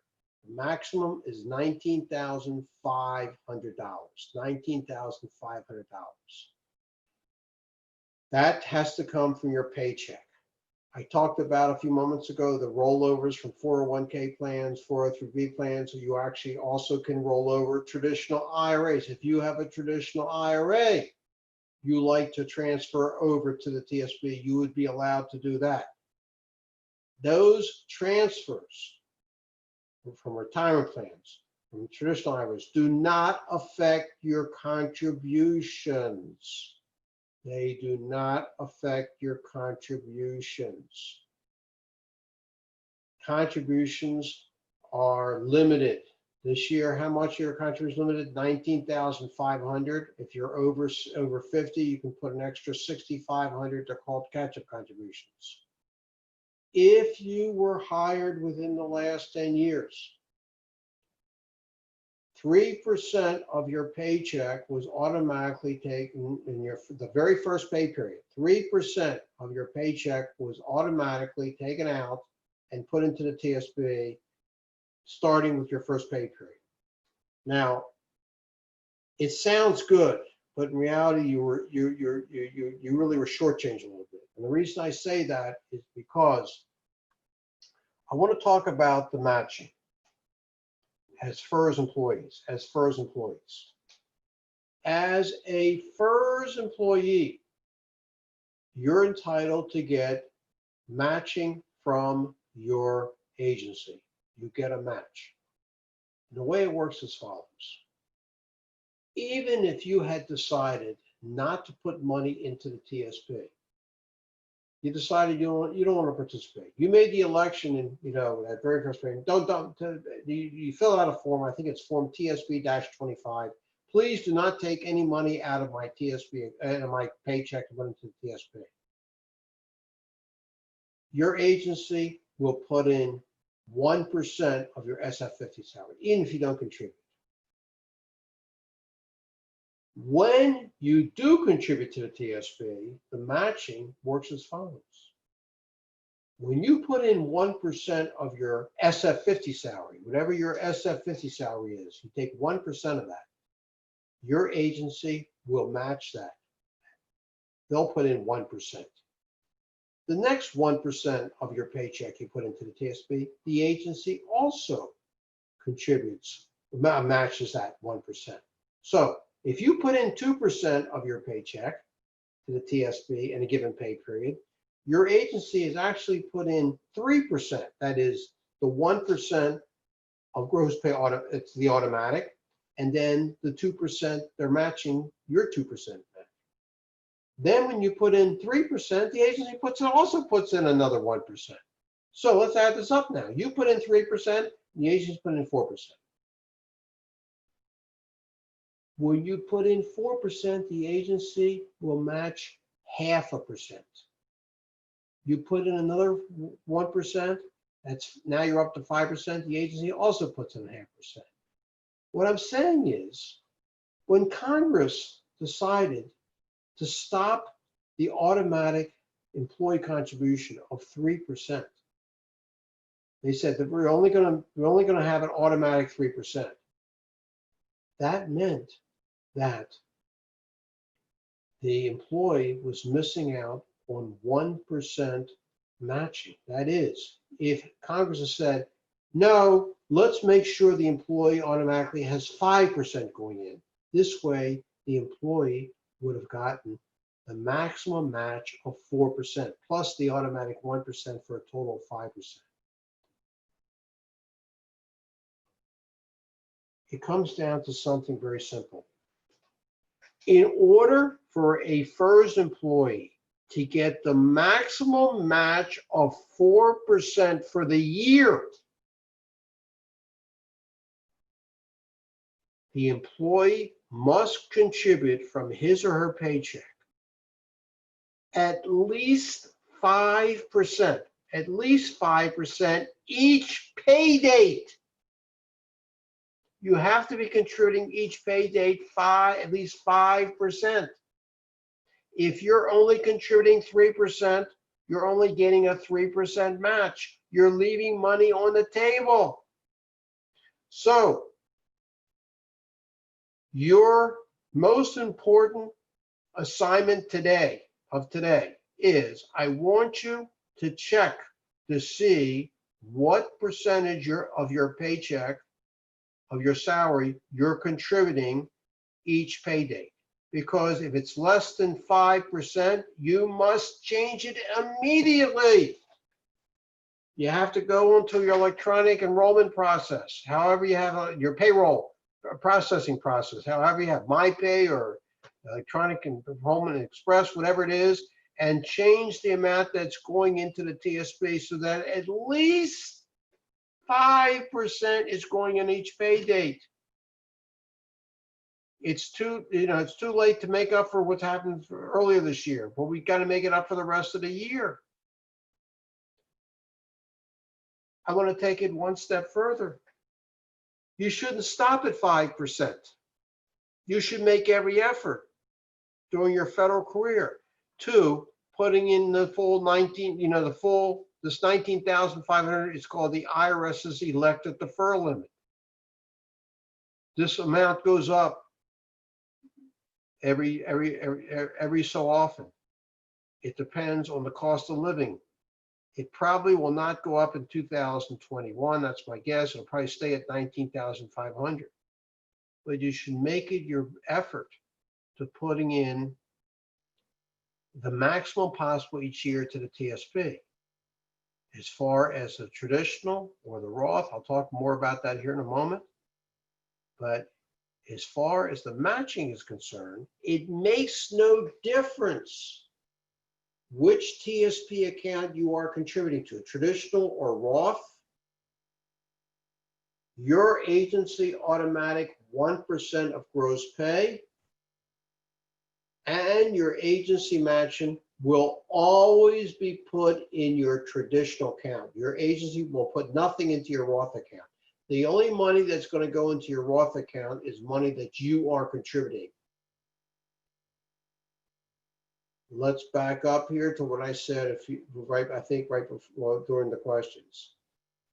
If somebody is still eligible to contribute to a Roth IRA, I frankly would recommend that you don't put money into the Roth IRA, into the Roth TSP. You put the money into a Roth IRA, and put then put your TSP contributions into the traditional TSP. Somewhere down the line in your career, you'll reach the point you cannot contribute to a Roth IRA anymore because your income is too high. At that point, you can start putting money into the Roth TSP. When you do reach the year you turn 50, you can start doing catch-up contributions. You also could put money into the Roth TSP at that point. You can put some of the money, and when it comes to catch-up contributions, into the Roth TSP, some into traditionally. You can mix it up. But your total contribution to the TSP from one year to the next, okay, cannot exceed what's called the elective deferral limit. This year, 19,500 for the elective deferral, and then same thing with the catch-up. When you reach age 50, you cannot exceed the catch-up. So your total contributions, you can split them up any way, traditional or Roth. Okay. Let's talk about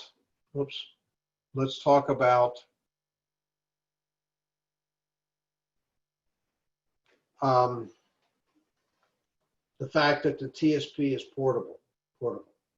Just like I explained that you can transfer money from a 401k plan, a 403b plan, a SEP IRA, something that you contributed when you were working in private industry. You can transfer that into the TSP, or a traditional IRA into the TSP. You can do the opposite. You can transfer money from the traditional TSP into a traditional 401k plan, or a traditional 403b plan.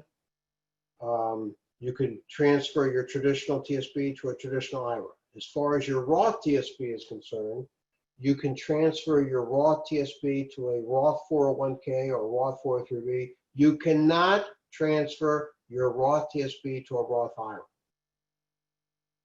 If you decide that you're going to leave federal service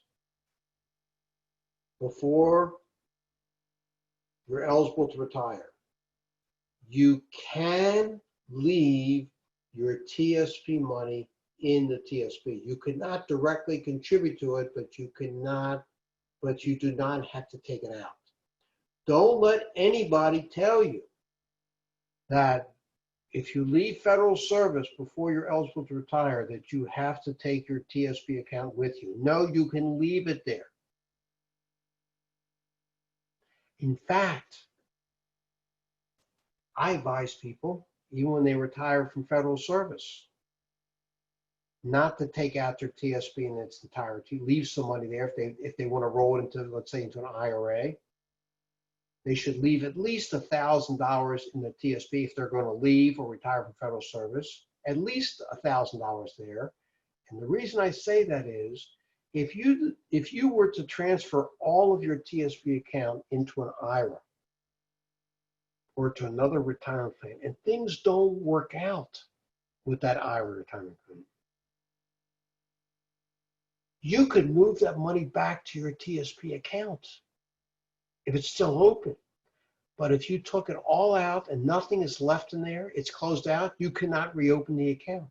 So please, by all means, leave at least $1,000 in your TSP account if you're thinking about leaving federal service or after you retire, transferring that money to something else.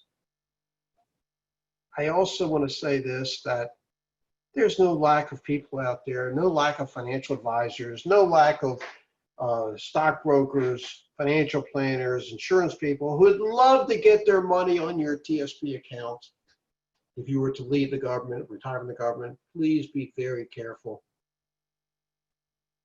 Most of these people really are out for themselves. They think they think they're doing you a favor by investing your hard-earned TSP money in something that they think is good. It's usually something good for them, not for you. It pays maybe higher fees, it pays higher commissions. Be very careful. Be very careful. Okay. Just want to say one more thing about this automatic 3%. A law was passed to change it to a newly hired employee right now we said it's automatically 3% taken out of their paycheck right away. The law was passed by Congress to change it to 5%. It was supposed to have taken effect this month. I don't know if it's taken effect yet, but now they did change it to 5%. Okay, 5% automatic, which means they'll get the maximum match of 4% right away. All right. Let's talk about the TSP funds, the C, F, G, S, and I funds. There are 3 stock funds, the C fund, the S fund, and the I fund. There are 2 bond funds, the F fund and the G fund. The C fund is the common stock fund. All the C, S, and I funds are 3 stocks called stock index funds. They mimic an index. In the case of the C fund, it mimics the Standard & Poor's 500 index, made up of the 500 best stocks of the stocks of the best 500 best growth companies in the U.S. As an index fund, the managers who run the fund cannot deviate from that index. It stays with those companies, which means there's very little expenses. It's made up, as I mentioned, of large company growth, the stocks of large company growth companies. That's the C fund. We have the S fund, which is mimics the Wilshire 4500 index, made up of small and medium-sized companies. The 4,500 best small and medium stocks of small and medium-sized growth companies. Between the S fund and the C fund, you got the C and the S fund, you got the 5,000 best large, small, and medium-sized growth companies in the United States. And then we have the I fund, the international fund, which is it mimics the Europe, Australia, Far East stock index fund, made up of the stocks of the best large company growth stock of corporations located overseas. in Europe, Australia, and the Far East. Now, those are the three stock funds, and then you have two bond funds. The F fund is the G fund is made up of short-term U.S. government securities, treasuries, some certain treasury notes. We're talking high-quality bond of the treasury securities here rated AAA. But as I mentioned earlier, because it is because it is very, very low risk. There's very risk associated with the G fund. It doesn't get much of a return. It definitely is not appropriate for a long-term investment. It's good for safety. It's basically appropriate for those people who are taking money out of the TSP after they have retired. Even then, not a large portion of their TSP should be in the G fund because it doesn't grow over time sufficiently to overcome inflation. The F fund, if I can find it here, yes, is made up of, as it's called, a fixed income. It mimics the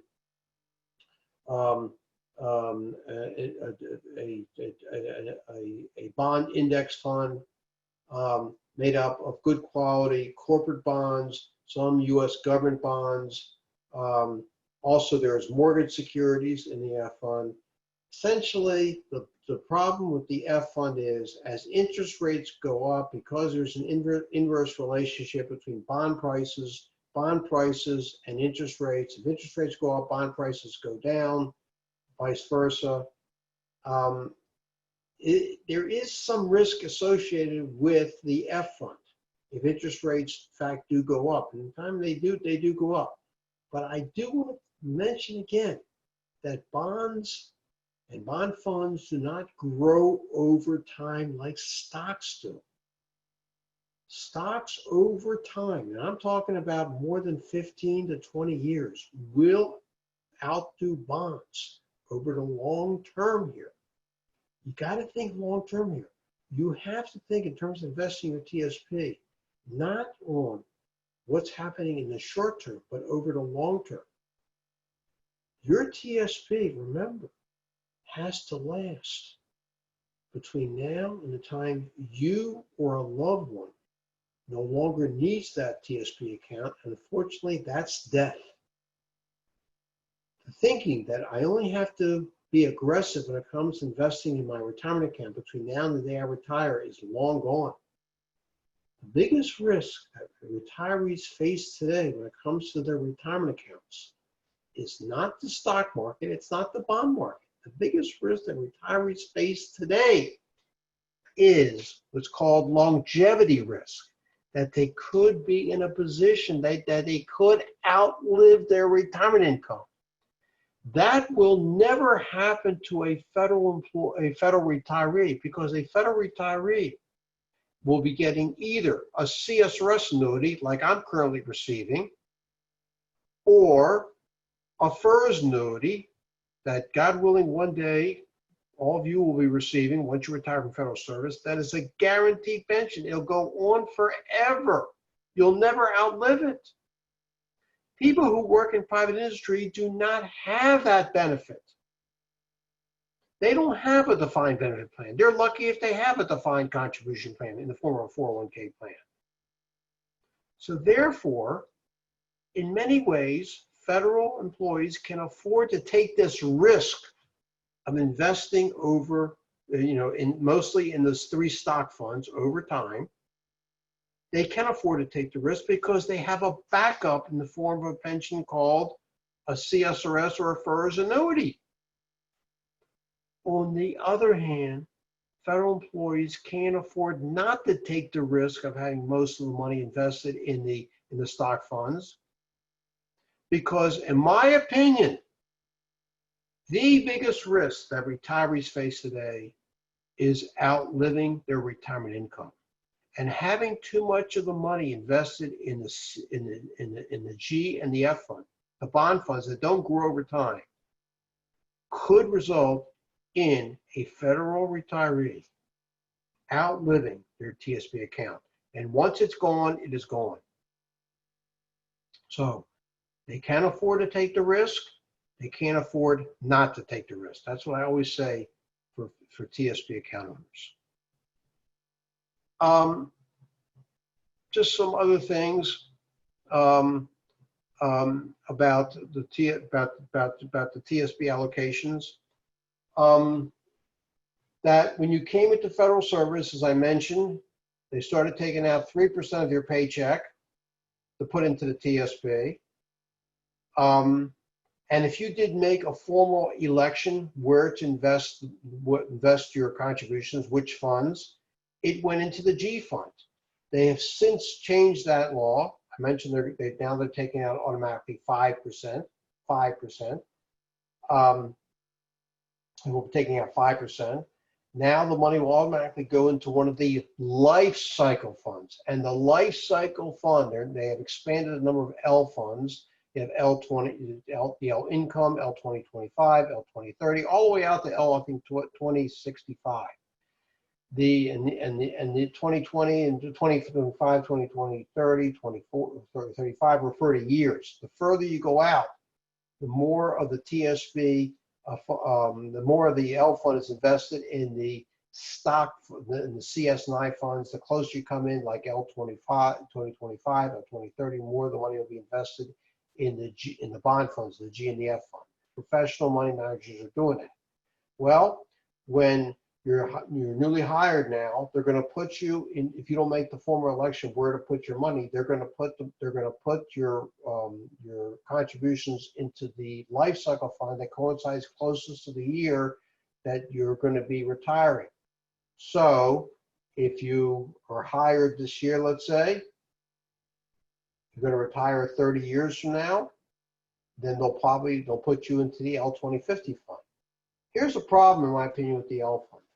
When people ask me what L fund they should be in, if they're going to use the L funds rather than allocating the money among C, S, I, F, and G, I say you should pick the L fund that coincides not closest to the year you're going to retire, but you should pick the L fund that coincides closest to the year that you're going to start withdrawing your TSP account.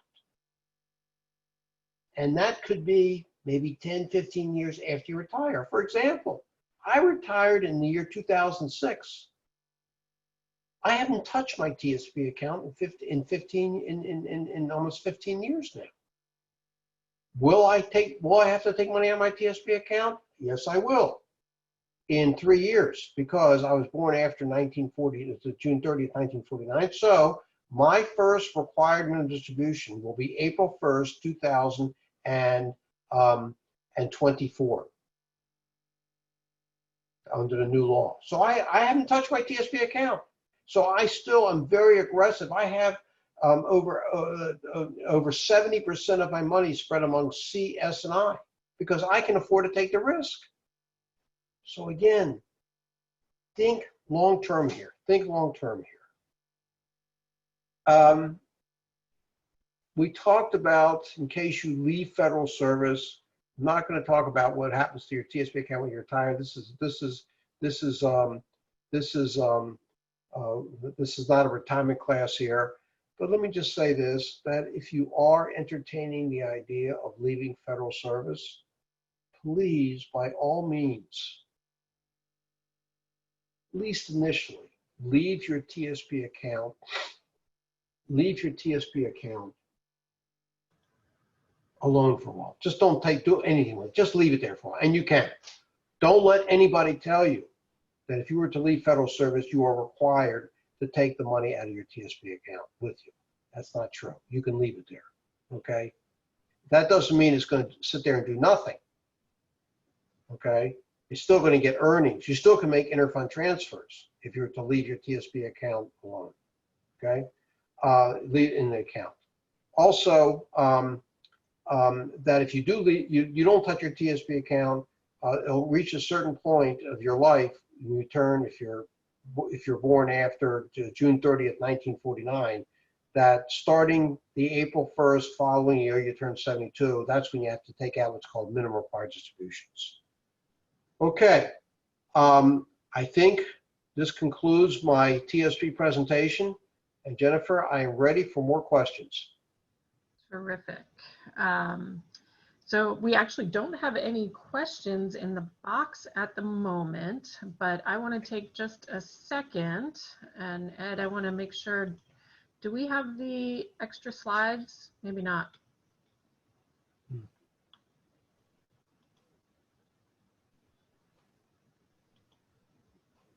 All right. So if anybody has any questions, if you want to go ahead and put them up. Ed, one thing that as you were presenting, that I thought would be helpful to distinguish a little bit, if you would, is can you talk about the difference between index funds and active mutual funds? Because we get that question a lot, and I'm not sure that people really understand the difference. Okay, so let's just talk about in general what a mutual fund is. A mutual fund, a stock mutual fund. A stock mutual fund is a collection of stocks. A bond mutual fund is a collection of bonds. And the people who run the fund either choose the stocks or the stocks are chosen for them. When it comes to an index fund, the people who run the fund are told these are the stocks of the fund. Like, for example, the Standard & Poor's 500 index. People who run that index are told, okay, here are the 500 best growth corporations, stocks of the 500 best corporations in the United States. You are to run this fund. You cannot sell any of the stocks in the fund. You cannot buy any new stocks in the fund. You're tied to these stocks. Is that good? In many ways, it is good, because the people who run those funds, mutual funds in general, are being paid a job. If they have to buy stocks to the fund, sell stocks to the fund, that will incur expenses. And who's going to pay the expenses? The mutual fund owners. It's going to jack up the prices. With an index fund, because there is almost no selling going on, the fees associated with an index fund, it's called passive investing. They're being passive. They don't have to do anything, are minimal, as opposed to an actively run mutual fund, actively run, in which the fund managers have to go out and figure out now, what is a good stock to buy for the fund? They got to do research. They're being paid for their time. There's fees involved in buying stocks. There's fees involved in buying bonds. There's fees involved in selling stocks. And who's going to pay it? The fund owners. Studies have shown that the fees, at least, associated with passive funds, index funds, are much lower than with actively managed funds. And that is probably the reason that the TSP has the lowest expenses in the world, because all of the funds there are index funds, passively managed funds. Awesome, thanks. One other thing I wanted to circle back on one of the questions before we took a break concerning the F and the I funds. And I think the question had a little bit to do with, their performance hasn't really been great. So can we comment on that? And while Ed was presenting, I did just a little bit of research. I literally just looked at the TSP website. And I think that when we talk about your allocation for your TSP, what's really important is diversification, because nobody, including the best money managers in the world, know which asset class is likely to outperform next. So for example, if you look, and again, this is just right off the TSP website, year to date in 2020 right now, actually the bond fund, the F fund, not the G fund, but the F fund is the best performing fund of the 5 year to date. And as recently as 2017, the I fund was the best performing fund. And I point that out very simply because we do hear that a lot when we do our Part 2 consultations. And again, I'm going to stress that what's important with TSP is having the right allocation for your risk tolerance and your time horizon. And I would say time horizon being really critical with that. You want to add anything to that, Ed? Yes, Jennifer, I want to mention that the F fund has had a good performance this year because remember I was mentioning about the inverse relationship between interest rates and bond prices. Interest rates, when they go up, interest rates go down, bond prices go up. The interest rates this year have gone down, way down. Look at mortgage rates, look at CD rates, and therefore bond prices have gone up, and that means the F fund has gone up in value. Yeah, absolutely. All right, well, since I don't see any other questions in our Q&A box, I do want to just ask everybody to participate in one last poll for me. I actually want to talk a little bit about the additional, so at Serving Those Who Serve, we offer a whole series of webinars on specific topics, and Ed does the overwhelming majority of those webinars for us. And again, they're very targeted to specific topics. For example, tomorrow we're doing life insurance, and next week we are doing FERS benefits. And that FERS benefits one, I think is incredibly popular for us because, you know, again, understanding that FERS retirement program is critical. So I just want to share that website is www.stw, stands for Serving Those Who Serve.com. And if you go to that website, you'll find all of the upcoming webinars. We do one every week and they are free. There's no cost to you. I really encourage you to take advantage of them. So last but not least, I'm going to launch one more poll here. And this poll is actually having to do with the fact that most of the people that come into contact with Serving Those Who Serve come from a friend's recommendation. So we wanted to create a way to make it easy for people to share our information. And so we have created a VIP program where if you click yes on this last poll, you're going to get a link from us that you can share with your friends and colleagues. Not only will they be put on the VIP list, but you will as well. And what that means is that you will be able to register for our webinars prior to them opening to the general public. So again, there's no cost to you. There's lots of great information. I would encourage you to take advantage of it. So that's the last poll. Ed, you want to wrap up with anything? And Alexandra, you as well?